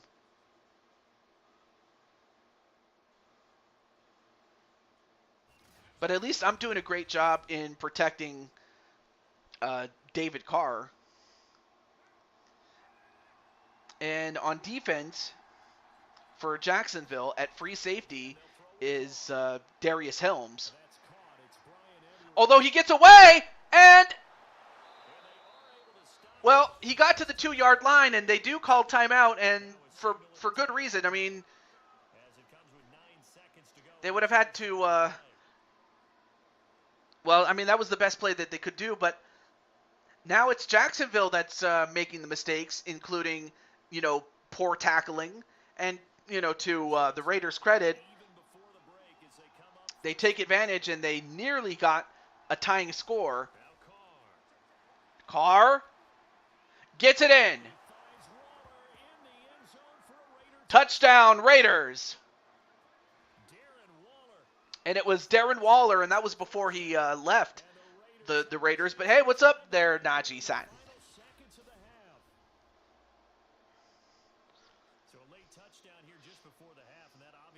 Well, I know that the expectations are low, but in addition to yourself, you also have me at center. So you're teaming up with me there, Najee-san. And also, I should also mention that this season's a very unique one, and I'll mention that towards the end of the game. But first and foremost, how are you doing, man? 5 yards, 7 plays in 40 seconds. It's a tie game, just before the half.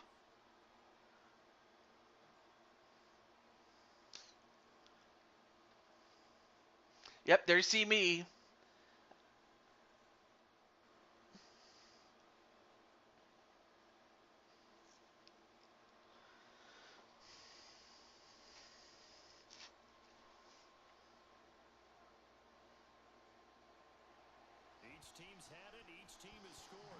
All right, so it's a tie game, 7-7 with 4 seconds left in the first half. And, they get it to the 28, but there's still a second left, so they have time for one play. I'm at work. It's calming at the moment, so you're just chilling. Oh, So do I have to be ASMR or ASMR? I don't want to do that, but I could. 1st and 10, but they'll take the knee. All right, so at the end of one half, it is 7-7. But I will say this, though. This is going to be a great game because these two teams are evenly matched, albeit the matchups in terms of the seeding is based on the win-loss record. Well, it's a combination of the win-loss record for the non-playoff teams with the worst record getting the first pick and getting the first picks in the draft, whereas the team with the best record, i.e. the Super Bowl winner and as well as the runner-up and then the conference runner-ups, and then the teams that lost in the divisional round, and then the teams that lost in the wild card round, and then followed by the non-playoff teams with the team with the worst record getting the lowest seed. No, work is quiet right now. Hey, I'm happy that it is because, man, work has been absolutely terrible as far as yours truly is concerned. And it's not so much the work itself, and it's not even my coworkers or management or anything like that. It's not even the consumers. The consumers being the patients. My job is that I am a reviewer, in which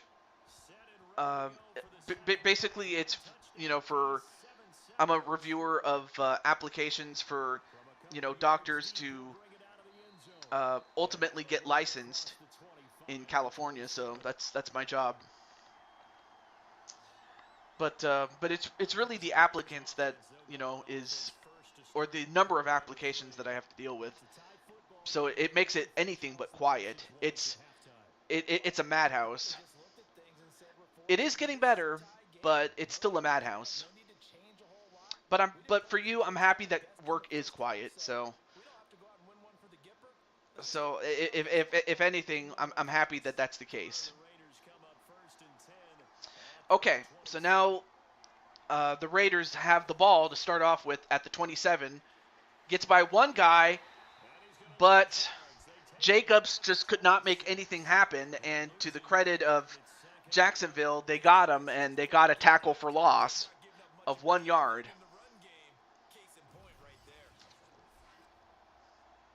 So yeah, he tried to make a move, but he ran into his own guy, and unfortunately, for him, he got caught, and credit to Jacksonville for not giving up. So give it to them. All right, 2nd and 11 at the 26.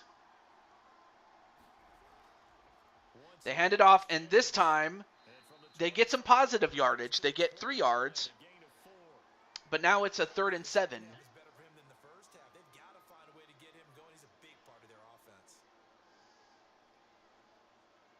And if you're Jacksonville,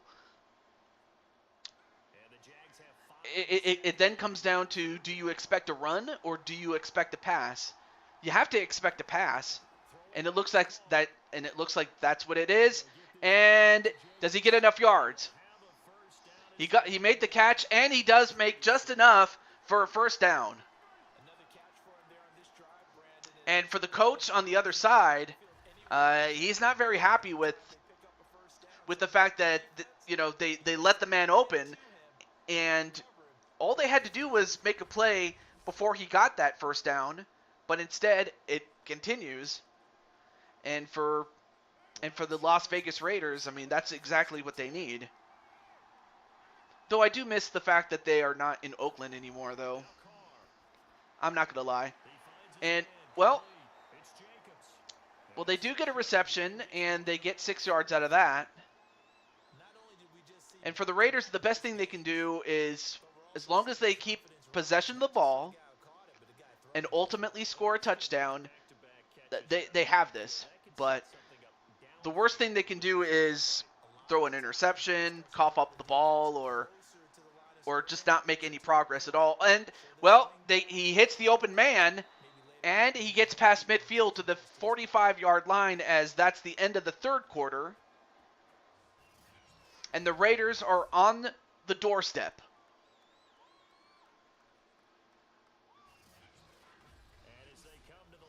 And to the Raiders' credit, they're doing a great job reading or taking what I can't even talk. They're taking what the Jaguars are giving them. Every time, like, most of the time, they correctly guess whether they can pass or run or make a short pass and get a first down. And that's what they're doing. Although they might have to start running a little bit more, but also mixing it up a little bit. But they're going to pass here. And they do get a completion, though. Although it looks like they may be passing more often than not because they can't cover them.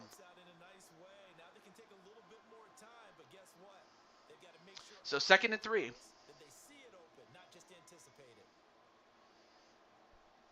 But I hope you're doing pretty well. I'm happy that you're doing well there, Mr. Naji-san. But I also understand if you can't respond all the time, so perfectly fine. Anyway, a jet sweep, and do they get enough yards? And I believe Jacksonville just called a timeout, supposedly to stop the clock so that should they get the ball back, they'll have enough time to go down the field, or if they should get the ball, they'll have some time for themselves. But it's not a first down. It's 3rd and 1, and now it looks like Jacksonville is expecting a run, and I'm expecting a run. Let's see what happens here. And of course, there you see me, number 53 at center. They do run it, and they do get a first down. Flew over the Raiders Stadium. Wait, were you on the plane or something? Or like, were you on a business trip and then you flew over, the Raiders Stadium, which is known as I think it's called the Death Star. Oh, you did?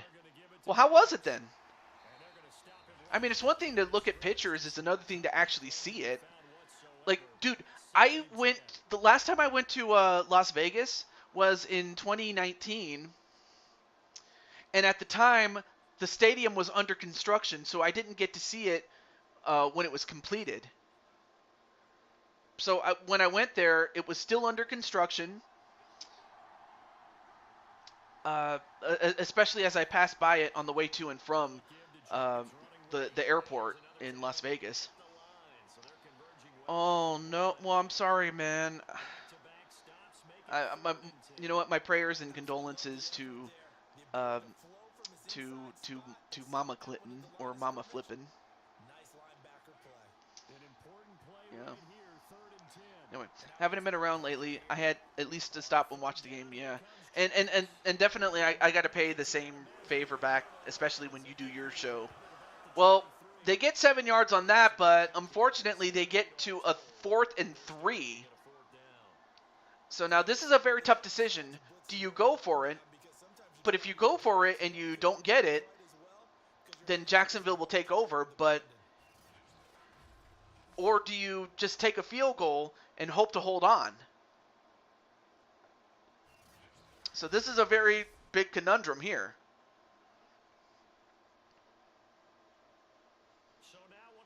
Okay, so they're gonna go for the field goal, but Jacksonville has no timeouts yet, but they're gonna bleed the clock as much as they can and then kick it. They get it off, and it's good. Yeah, because I gotta check out your streams because I haven't had a chance to go on your streams. Although sometimes that would be because I'm at work or I might be streaming myself or something like that, but yeah, I gotta give a plug to my good friend Naji, as he streams mainly on Twitch, if I'm not mistaken. And as a matter of fact, I want to hang on a second.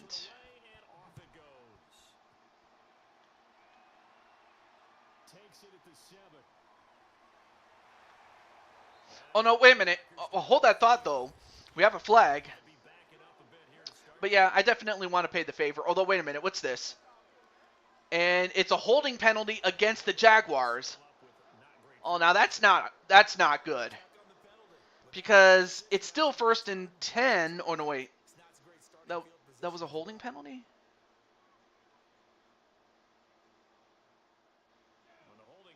Okay, so it's still 1st and 10. But I guess they declined, mainly so that they can keep the clock going. But last play of the game, well, it didn't work out. And the upset has happened. The Raiders have upset the Jacksonville Jaguars 10-7 as they took the lead late in the game with that last second, or with that field goal with 10 seconds left, and that barely had any time for the Jaguars to make it all the way down the field, and as a result they win 10-7. So good job there to Najee, and you're going back to Florida. Awesome. And right there, that was the game-tying score.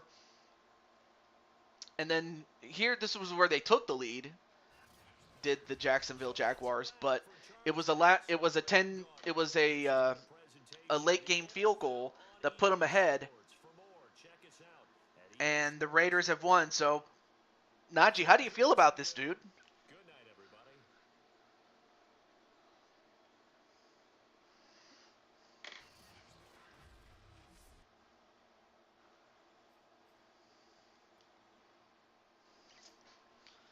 All right, let's see. Let's take a look at some of the stats really quickly. Let's see. We have okay, so let's go to defensive and blocking. Blocking in my case, because I'm a center. Okay, so no stats for blocking, but for defense, let's take a look. For Darius Helms, he had 3 tackles, and that's all he had. And then let's see if Najee had something.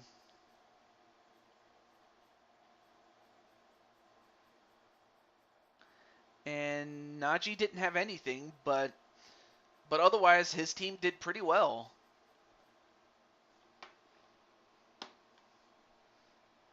But yeah, man, congratulations to us there, Najee. So yeah, we're on the same team, dude. But now that kind of raises a question, and you know what? Since you're here, so here's the twist of this particular season, and this is just for this season only. So for the team that wins, in this case we won,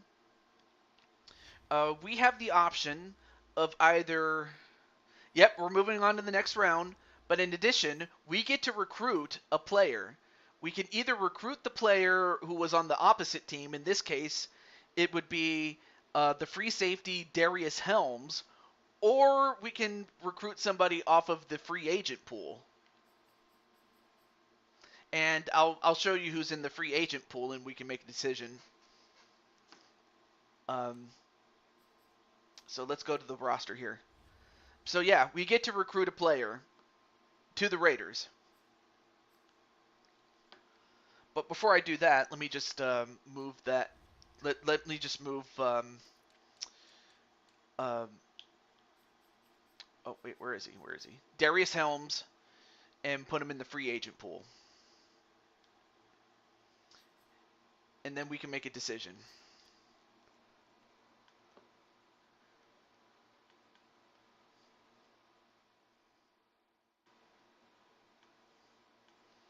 And we can decide based on either, because we like that person, or based on the need of the team being the Raiders in this case.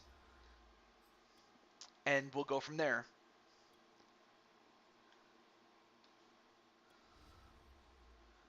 Okay. So here are the people that that are in the free agent pool that we could choose from, including Darius Helms. Okay. So among them, we have um, our good friend Walter Johnson at linebacker or left outside linebacker. We have our good friend Jamar Games at strong safety. Shadow Knight at defensive tackle. Blade Charge at kicker / punter. Oh, that was absolutely stupid of me there. I almost forgot one more person. Um,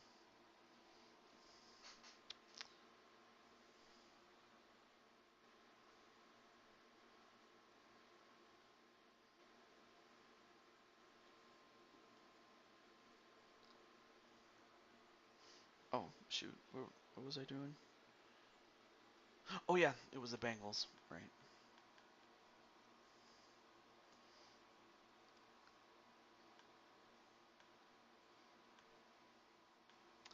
Okay, there we go. And, of course, Darius Helms at free safety. I I was updating my uh, my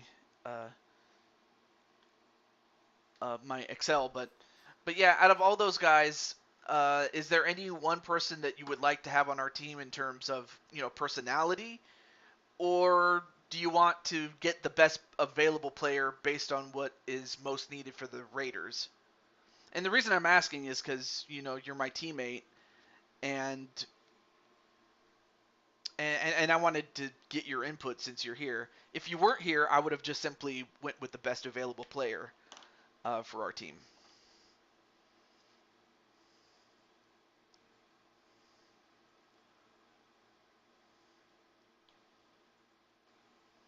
Although I understand if you're busy and you don't want to distract from your work, that's understandable.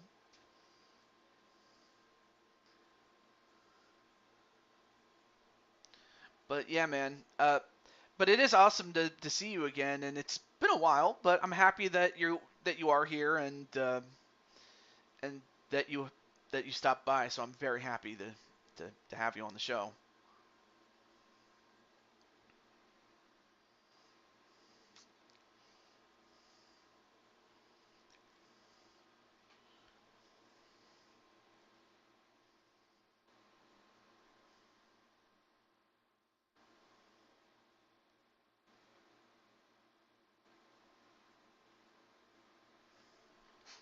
Oh,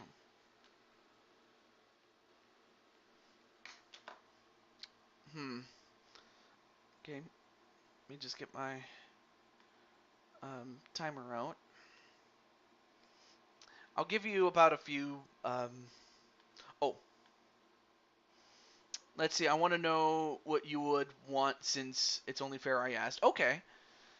Well, usually what I would do is I would pick the best available player in terms of our friends like Wally, Jamar, Shadow Knight, Blade Charge, and Darius Helms.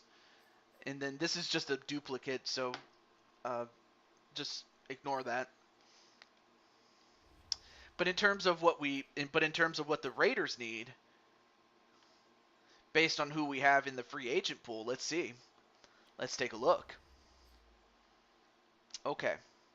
So in the free agent pool, we have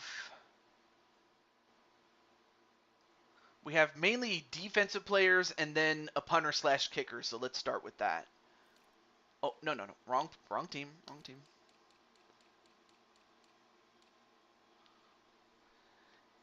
All right. So first position is a defensive tackle. But let's see. What do we have here? So defensive tackle. Ooh, dear. 75. Okay. That's one possibility. And then let's see, linebacker. I remember Wally's a left outside linebacker, but I can move him to the right if I need to. 76, and there's only two of them. 74, and there's also two of them. Okay, so that's a possibility. Okay, it looks like 74 is also another thing, and then middle linebacker. Middle linebacker's good. All right, cool. So it looks like right outside linebacker may be a possibility, but let's take a look at the other ones, including the safety position. Free safety, 77. Not the worst, but it's pretty bad. And then, oh yeah, and then of course we already have a strong safety, and that's you. So strong safety is definitely locked up. And then for kicker slash punter, okay, so they have an 80. That's not bad. And then they have an 83. So their kicking game is solid. So it looks like right outside linebacker is the biggest weakness that we have. So what do you think? Should we get ourselves a linebacker? And if we do, that role will go to our good friend Wally Walter Johnson, the Hulk. So would you like to have the Hulk team up with us, dude? Which I'm more than happy to have him on my team. Or on our team, I should say. Excuse me, I forget. This is our team, dude.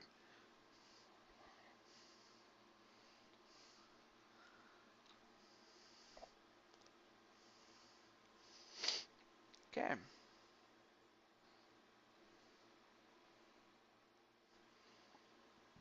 Hmm.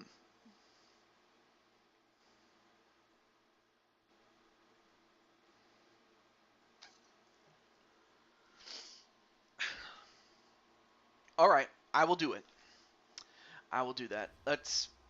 Then in that case, I will. All right, so let me sign him.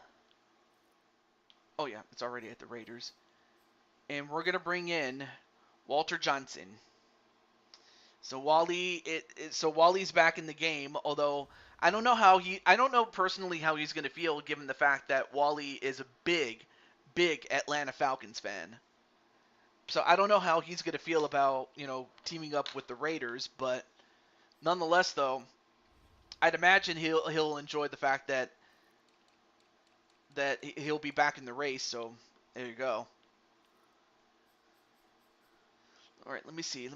I'm gonna edit him really quickly to that of right outside linebacker.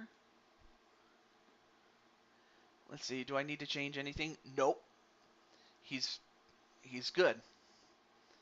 So yeah, you'll be teaming up with Wally as he mans the linebacking core, and you're part of the safety unit, or the secondary as they call it. So I think the Raiders have an excellent chance. And not to mention you have me at center to protect Carr. Although really you could probably say that about not just Derek Carr but also his older brother, who I do remember was I forgot his first name though. I'll have to look him up, but I know his but I know that it is his older brother. But what they all had in common though, let's see. I'm a KC fan, so this is odd for me too. Yeah. And you want to know what's also odd? I may as well mention since you just mentioned it.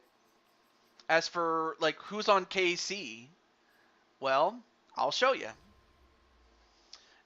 As far as KC is concerned, Kansas City did in fact win their game, and of course the guy that they drafted was your boy, your brother from another mother, Diamond Light. And then of course, given the fact that Kansas City, beat the Texans. Of course, Kansas City was the top seed, and then the Texans were the lowest seed in terms of the AFC. And that they were the worst team in that same conference, they recruited Brandon Cuevas. So there is that possibility you could very well face off against your brother Diamond Light. Although if Diamond Light was to win, he probably would recruit you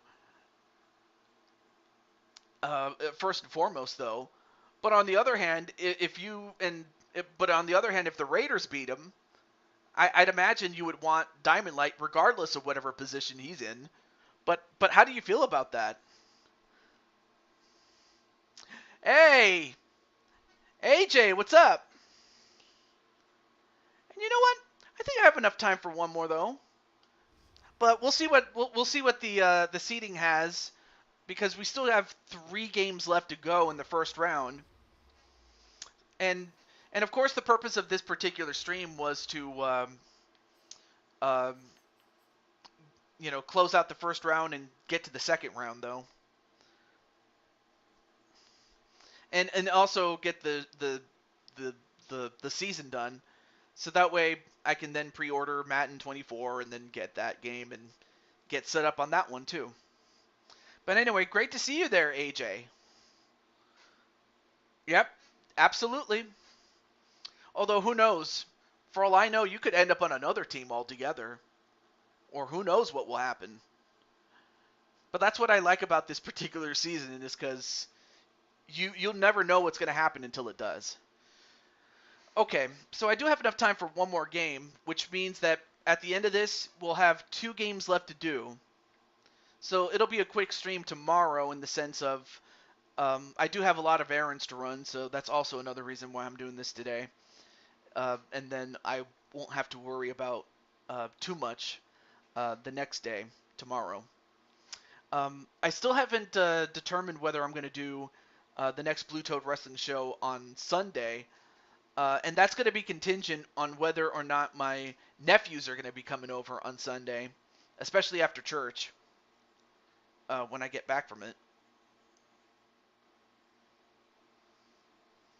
But that being said, though, our next game will feature the New Orleans Saints. So, okay, so they're the NFC 1, 2.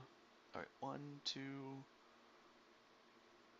3, 4, 5, 6. Okay. 1, 2, 3, 4, 5, 6. Okay. All right. So it's going to be. So our final game for tonight. And also great to see AJ, as I think I already said hello to AJ, but how are you doing there, AJ-san?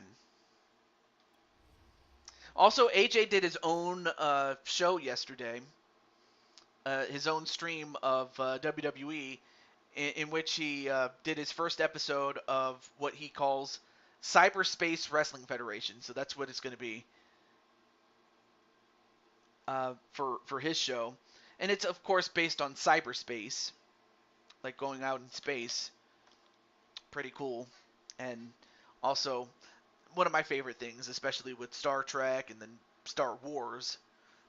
More of a fan of the latter than the former, although the former's pretty good in its own right. And then AJ's like, heh heh heh heh. Okay. So it's going to be, the Saints. They're the road team in this case. URS. Well, you're still playing for the Chargers. We haven't gotten to the second round yet, but we're getting close to the end of the first round, though.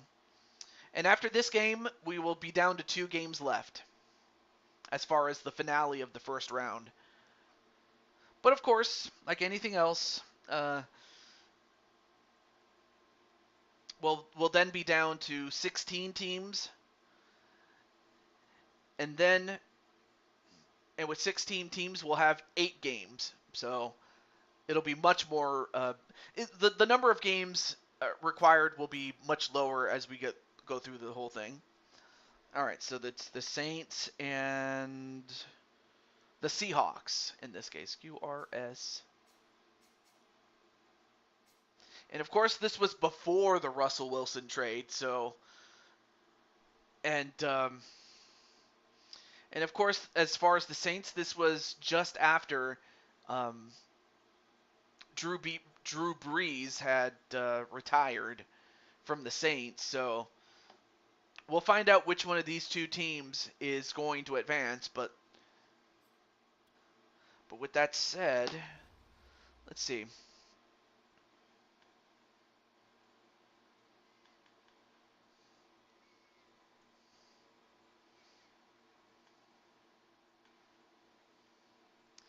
I know that if of course Patty would call the Seattle Seahawks the Seattle Sea Chickens.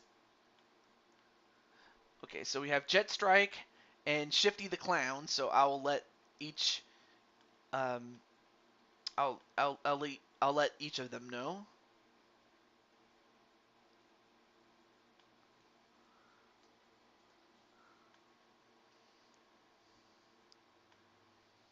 All right, so let me just let Mr. Shiftykins know.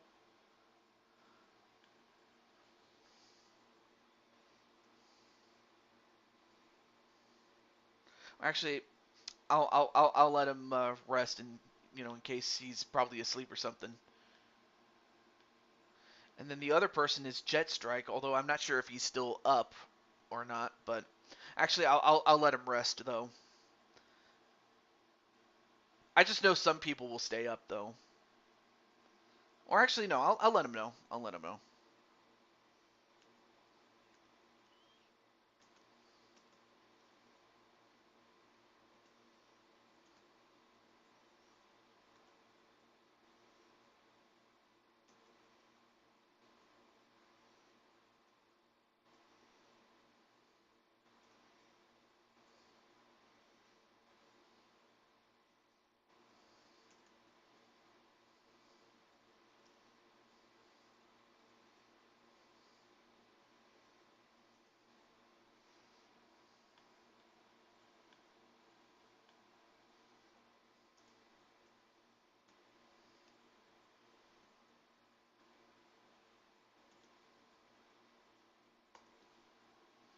All right, got him. And then of course I knew it. I knew it. Patty was gonna be like, "Go pluck those sea chickens." I have to ask Patty. Really though, um, so what's the beef between the Seahawks and yourself? I kind of wonder because was it that the Seahawks would beat some of your favorite teams, or they would beat your favorite team, or was it the rivalry that you guys had? Like whether it's the NFC West or back when they were an AFC team in the AFC West,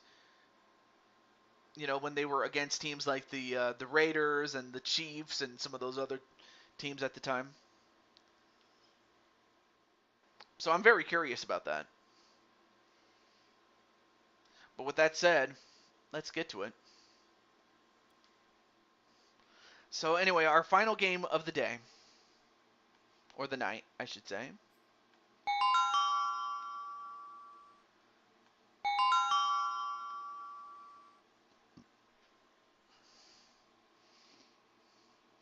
Hey, excuse me. Hey, what's up, Jamar? How's it going, man? Hope everything's going well, man. To Jamar. I guess Patty's probably typing it up, but you're doing good? Awesome, man. Well, I'll just let you know, Jamar, in the event that in case someone picks you up from the free agent pool of the teams that remain. So you might not be out of it just yet, but I'll let you know. But I hope everything's going well in Jamar land. And that you're safe, and that you're what is it? Keeping yourself not just safe, but also keeping a clean nose about it. And that's something that my mother always told me is to keep your nose clean. Not literally your nose. It's just simply, just be a good person. Oh, and of course this was Sean Payton's last year as a coach at the time.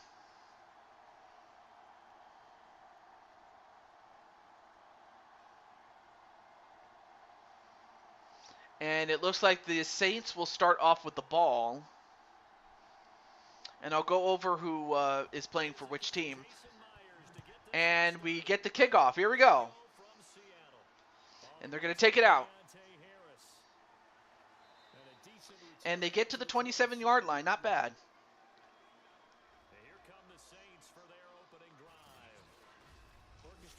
And of course, the next time that you'll see this team, you'll see Derek Carr under center. But at this time, it is Taysom Hill. And for the Saints, they have punter / kicker, our good friend Jet Strike. And of course, they drafted him given the fact that their punting and kicking game was absolutely atrocious, as that was their biggest weakness. And for the Seahawks, they drafted in a center in our good friend Shifty the Clown.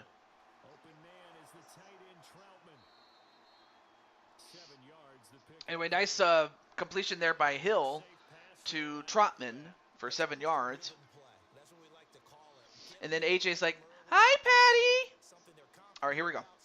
During the Scab referees officiating a game in the playoffs where the winner went to the Super Bowl, the packets intercepted in the end zone, and the refs. Oh yeah, that's right. It's called the Fail Mary. Yeah, that's the if you go to Wikipedia and you type in Fail Mary, yeah, that's the game that you're talking about. I remember that game as if it was yesterday, and the reason I remember it was because I was doing a Let's Play. Yes, I was a Let's Player back in the day, and when that game came out, oh now wait a minute, oh wow, that could have been intercepted, but great play by the wide receiver to all of a sudden play defense and keep a potential interception from becoming a reality for the Seattle Seahawks. But no, I do remember the Fail Mary.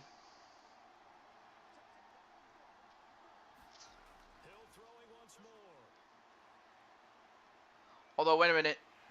And Taysom Hill got sacked by Green. Yeah, that was just not a good play there by Taysom Hill. Not very good. Well, most of the time when you talk about the ends, they're your pass rushers.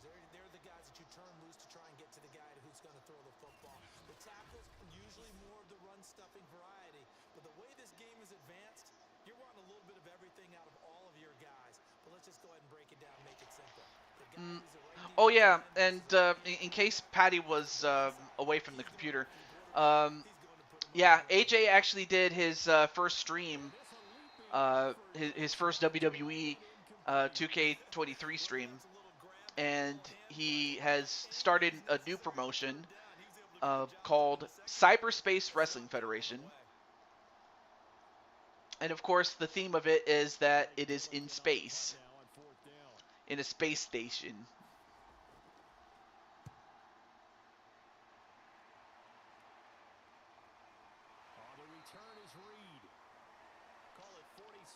But yeah, AJ has his own show now, and you can definitely watch the replay. And most especially, if I had to recommend a match, I would definitely recommend the final match of the show. Although the show as a whole is pretty good. Of course, given the fact that it is AJ's first show, of course AJ is still learning the ropes when it comes to commentating, because truth be told, I remember when I first started, I was like, dude, you could watch any of my old videos and compare it to now. It's not even close. But nonetheless, though, it is a very good show.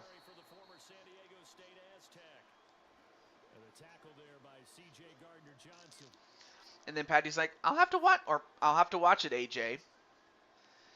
So anyway, the Seattle Seahawks do get a 1-yard run, but that's the end of the first quarter. And at the end of one quarter, it is 0-0. As for one, uh, Seattle was able to get a stop and force a punt. So now Seattle will start, and they will start at their 16. So at the very least, New Orleans has the field advantage for now. So it's going to be up to the Saints to try to, find a way to stop Russell Westbrook. Yep, it's on my channel, my first show, absolutely. And a completion, and I believe that was for 2 yards and a timeout. And that was used up by New Orleans.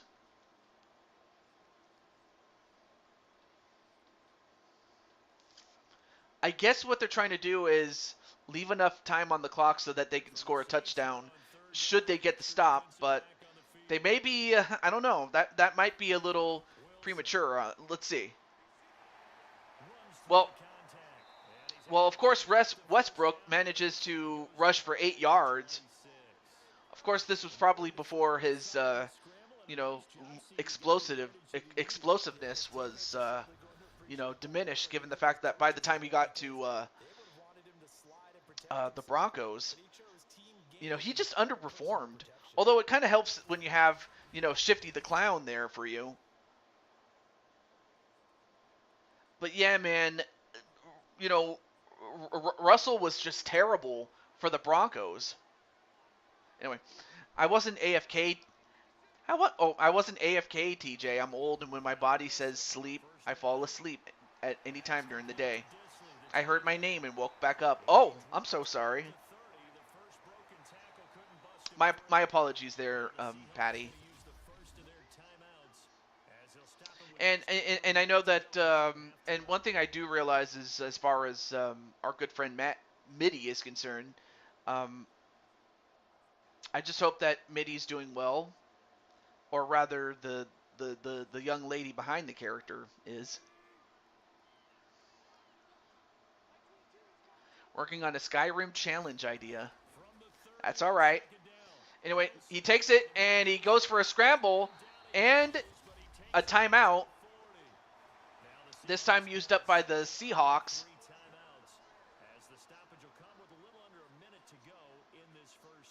So now it's 1st and 10 at the 40. So now it looks like Seattle's got something going.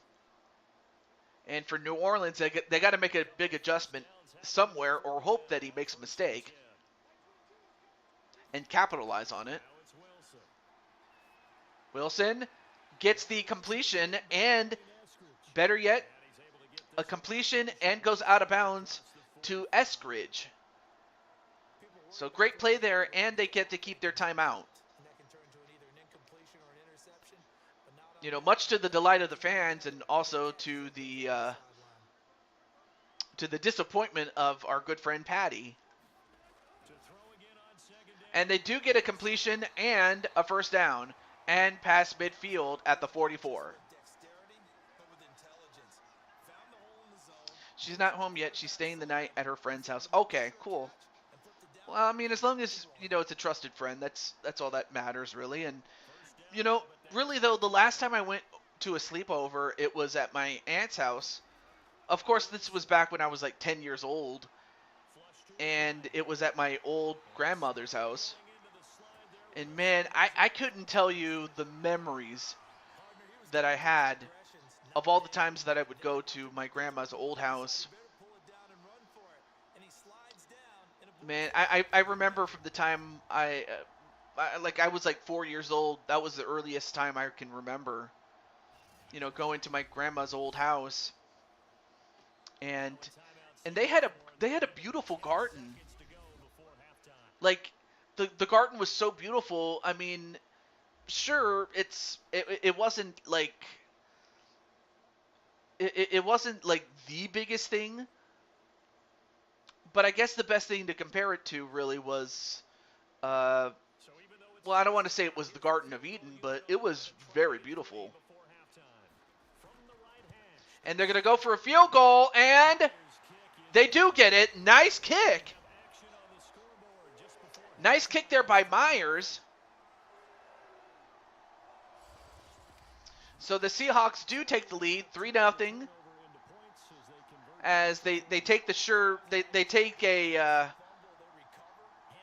I mean that was a bit of a risk there, but they do get the 3 points there. So good play there by Seattle to get them. Though that's hardly a safe lead. But they have 6 seconds left in this half to make something happen. And they have 2 timeouts, although I don't know what they can do with 6 seconds other than to possibly get a touchdown here. Well, they'll start at the 27 with 3 seconds left. But yeah, like my grandmother's house, they had a garden, and while I can't say it's like the Garden of Eden, it was beautiful. I guess you could probably compare it to that of a rainforest because it was beautiful, like the garden was. And not only that, I mean the house itself was a 2-story house, although and it had a living room, and then it also had an extra bedroom. And depending on where the television was, whether it was in the living room or in the or in one of the bedrooms, you know, that's where we would watch TV. And then I remember, like, this was like before we had, like, this was when we were without cable, and we used to have to watch, you know, network television. Like we had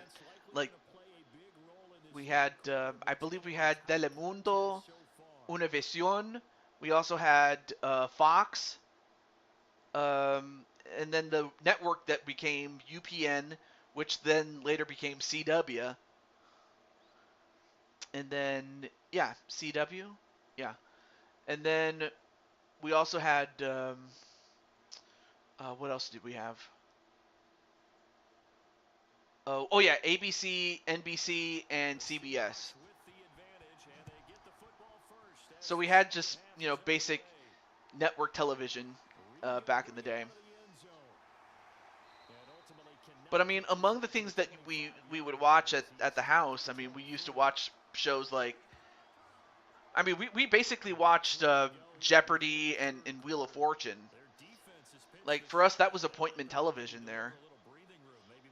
And I'll always remember that for as long as I live. You know, never forget the good times. All right, so now that I'm off my soapbox, let's get back into the game. And so far, the Seahawks still now have possession of the ball. Now that they've forced a punt. Or actually, no, they kicked it off. What am I saying?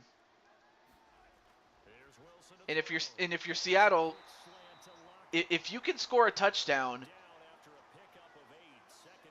I mean, you put a lot of pressure on New Orleans, because especially with the amount of time that you have per quarter. And if you're New Orleans, you have to figure out a way to get a turnover, such as an interception or a fumble, or at the very least limit it to a field goal and give yourself a chance. Because if they get a field goal, they'll go up by 6, but then all it takes is a touchdown just to tie the game and an extra point to take the lead. Anyway, nice run there, and, well, he ends up tripping on someone else's feet, and that was the only thing that stopped him there. But yeah, I remember staying at my at my old grandma's house, or grandma's old house, with my aunts for sleepovers. So that was wonderful. Oh yeah, and we also had PBS too. I almost forgot. What am I saying? Okay, so you had PBS, NBC, ABC. I mean, with PBS, you had Mr. Rogers, and then you had, Sesame Street. I mean, what else did we have back in the day? Um, and then eventually you had Lamb Chops play along, and especially with Sherry Lewis. And then I'm not sure what was available back then, but I do know that Mr. Rogers was big. I mean, it wasn't a pop culture phenomenon. I mean, it is now, especially after the movie about Mr. Rogers. But anyone who knew, anyone that was anybody that was watching PBS at the time, they knew about Sesame Street, and they definitely knew about, Mr. Rogers. And then let's see, ABC, they had Monday Night Football. And for NBC, they had, if I'm not mistaken, they had the American Football Conference package. And before that, they were also the the network that carried the former AFL when they were in control of it.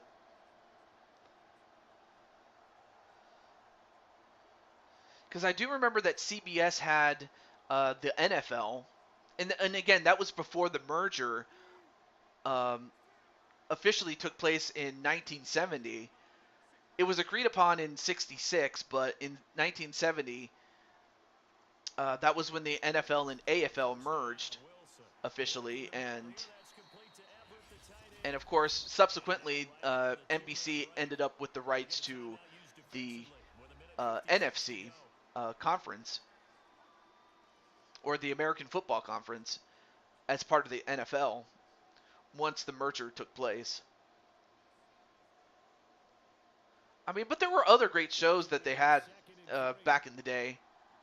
I mean, as far as NBC was concerned, I do remember, watching reruns that they had shows like Hollywood Squares. And then as far as ABC was concerned, the only thing I do remember was back in the 70s, they had Let's Make a Deal.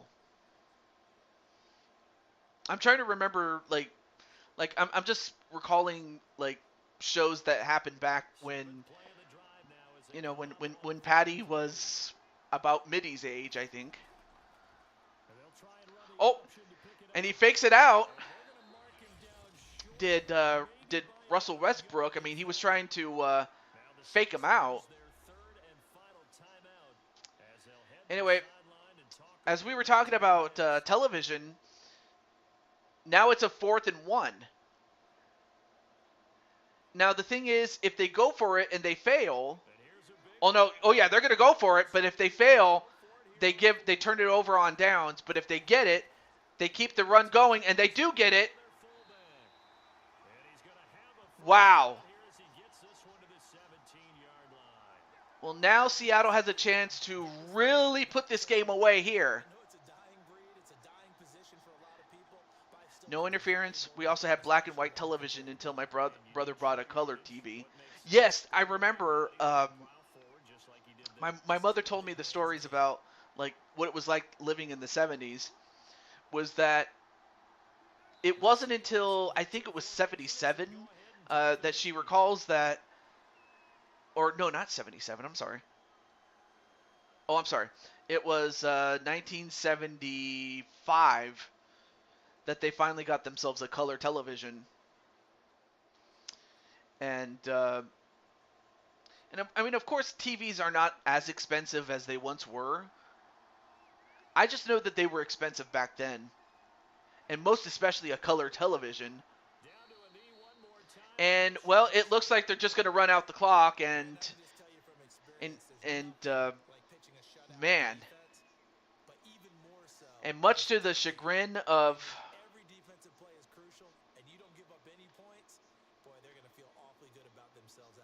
Oh, there we go. And much to the chagrin of Patty Lonelay Chase, the Seattle Seahawks have advanced. So for Shifty the Clown and the Seahawks, they do advance, And not all W's are created equal, CD, and this one came in shutout fashion. which means that we're going to see Russell Westbrook in the next round. But for the Saints, they're done. For the defense, they carried them in a big way. Yeah, look, the So offense obviously stuff to work. now, since Shifty's not here, I will act on his behalf. They say it's always fun to work But that also means that as far as Jet Strike is concerned, victory in your he will go into the free agent pool, and we'll find out who, Shifty and the rest of the Seahawks are going to get to help their team out moving forward. But congratulations nonetheless to the Seahawks. For us, for my partner, Charles Davis, and all the hard-working men and women on our crew, I'm Brandon Gaudin. You've been watching the NFL right here on EA Sports. It's a win for the Seahawks here as we say so long from Seattle.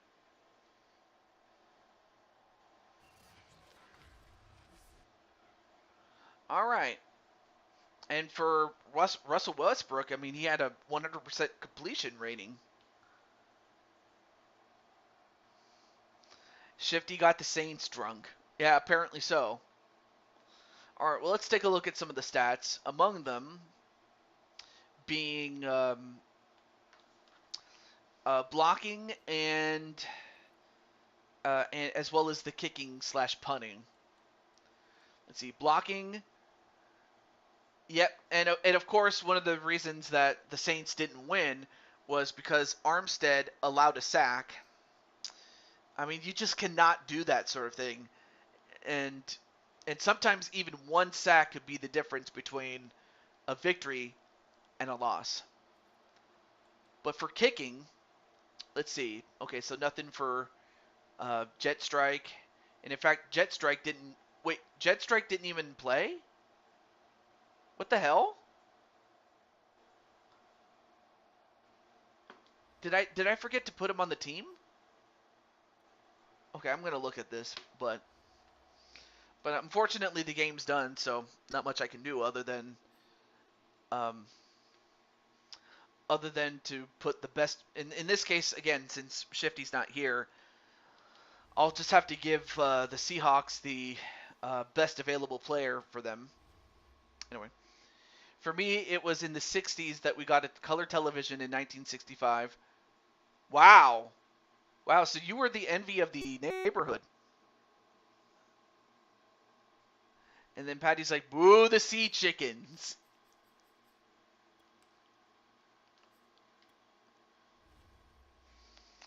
Okay. So, okay, there's the Saints.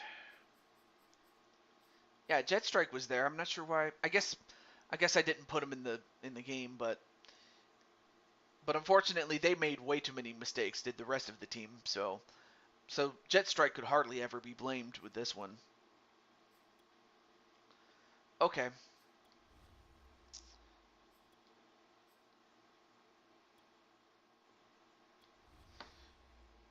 All right. So let's see. So there are two punters that they could pick, one of two, and then one of two safeties, a strong safety and a free safety, and a defensive tackle. So let's see, what do the Seahawks need? Okay, so let's go to defensive tackle right here. Okay, I'm not sure why this guy's not up here. Okay, so 79. Okay. And then let's go to the safety position. So they have an 83. That's good. And then, woo, that's bad. That is bad. Okay, so strong safety is a big weakness, but do they need a punter or a kicker? Okay, wait. Strong safety, 67. Okay, so 67 is the lowest. 74, okay, but not, I mean, bad, but not real bad. 82, that's pretty good. Okay, so that means that by default, they're going to get themselves a strong safety. And out of all the guys that are going to, and out of the free agent pool, the lucky son of a gun is Jamar Games. So he's their guy.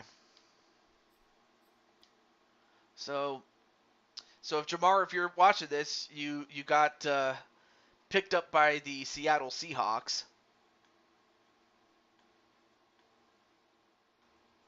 and you also get to join Shifty the Clown's team. Okay, so let me just assign that.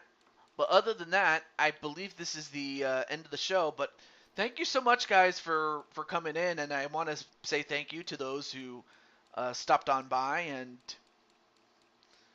I don't have much to say except a big thank you, and I will be back tomorrow to finish up the last 2 games of round number 1, and if time permits, I might do some of round 2, maybe. But and also if time and also if there are no plans on Sunday, at least in terms of anything I have to worry about, then I will be doing a Blue Toad Wrestling show. I'll post the card for you guys. But if the show doesn't happen on Sunday, then I'll have to, push it to not to next Saturday.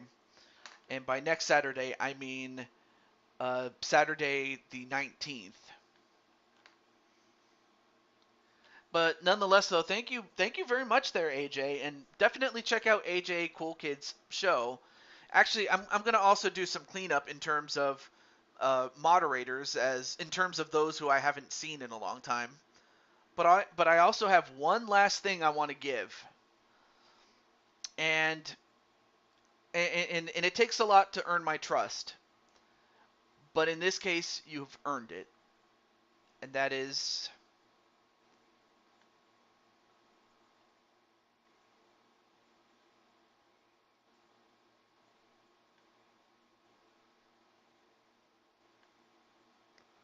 okay.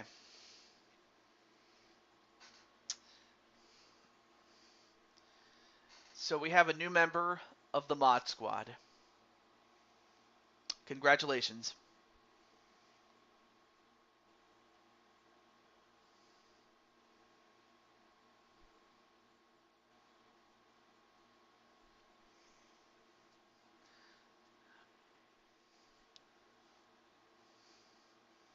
Congratulations to I'm making the show card now, TJ. Also, look what you have.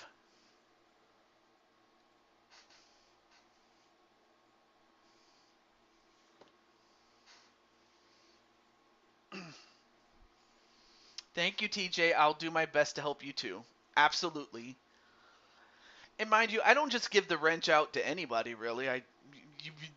It's something that you earn. And AJ, you know, I know that sometimes you act in character, but I know that you can be serious when you need to be, and you've proven that. So welcome to the Mod Squad, AJ. Not a problem. I have to think it's a very, very nice gesture. I can't even talk. In fact, it's so nice that you could say it's nice, nice baby. Dun dun dun dun dun dun dun dun dun dun dun dun dun.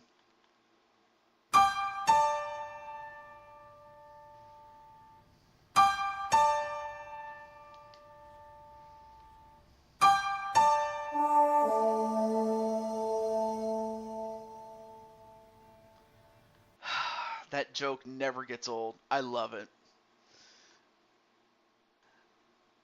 But congratulations, and I'll see you tomorrow. And again, if time permits, or yeah, if plans don't require me to babysit, then I will see you guys on Sunday. And if not, it'll be on August the 19th for the next show. But I'm also going to be there for Arkham's show, or Arkham 500, because he's going to be doing a show tomorrow. But until then, this is the Blue Toad, signing off. Have a great night. Do stay safe. Just banjo. Really? Anyway, have a good night. Stay safe. God bless you. And what's the word? And also may the force be with you. Peace. I knew that was coming, TJ. Oh, and Patty, I have a question to ask you. I'll ask you in the DMs. All right, cool. Until then, peace.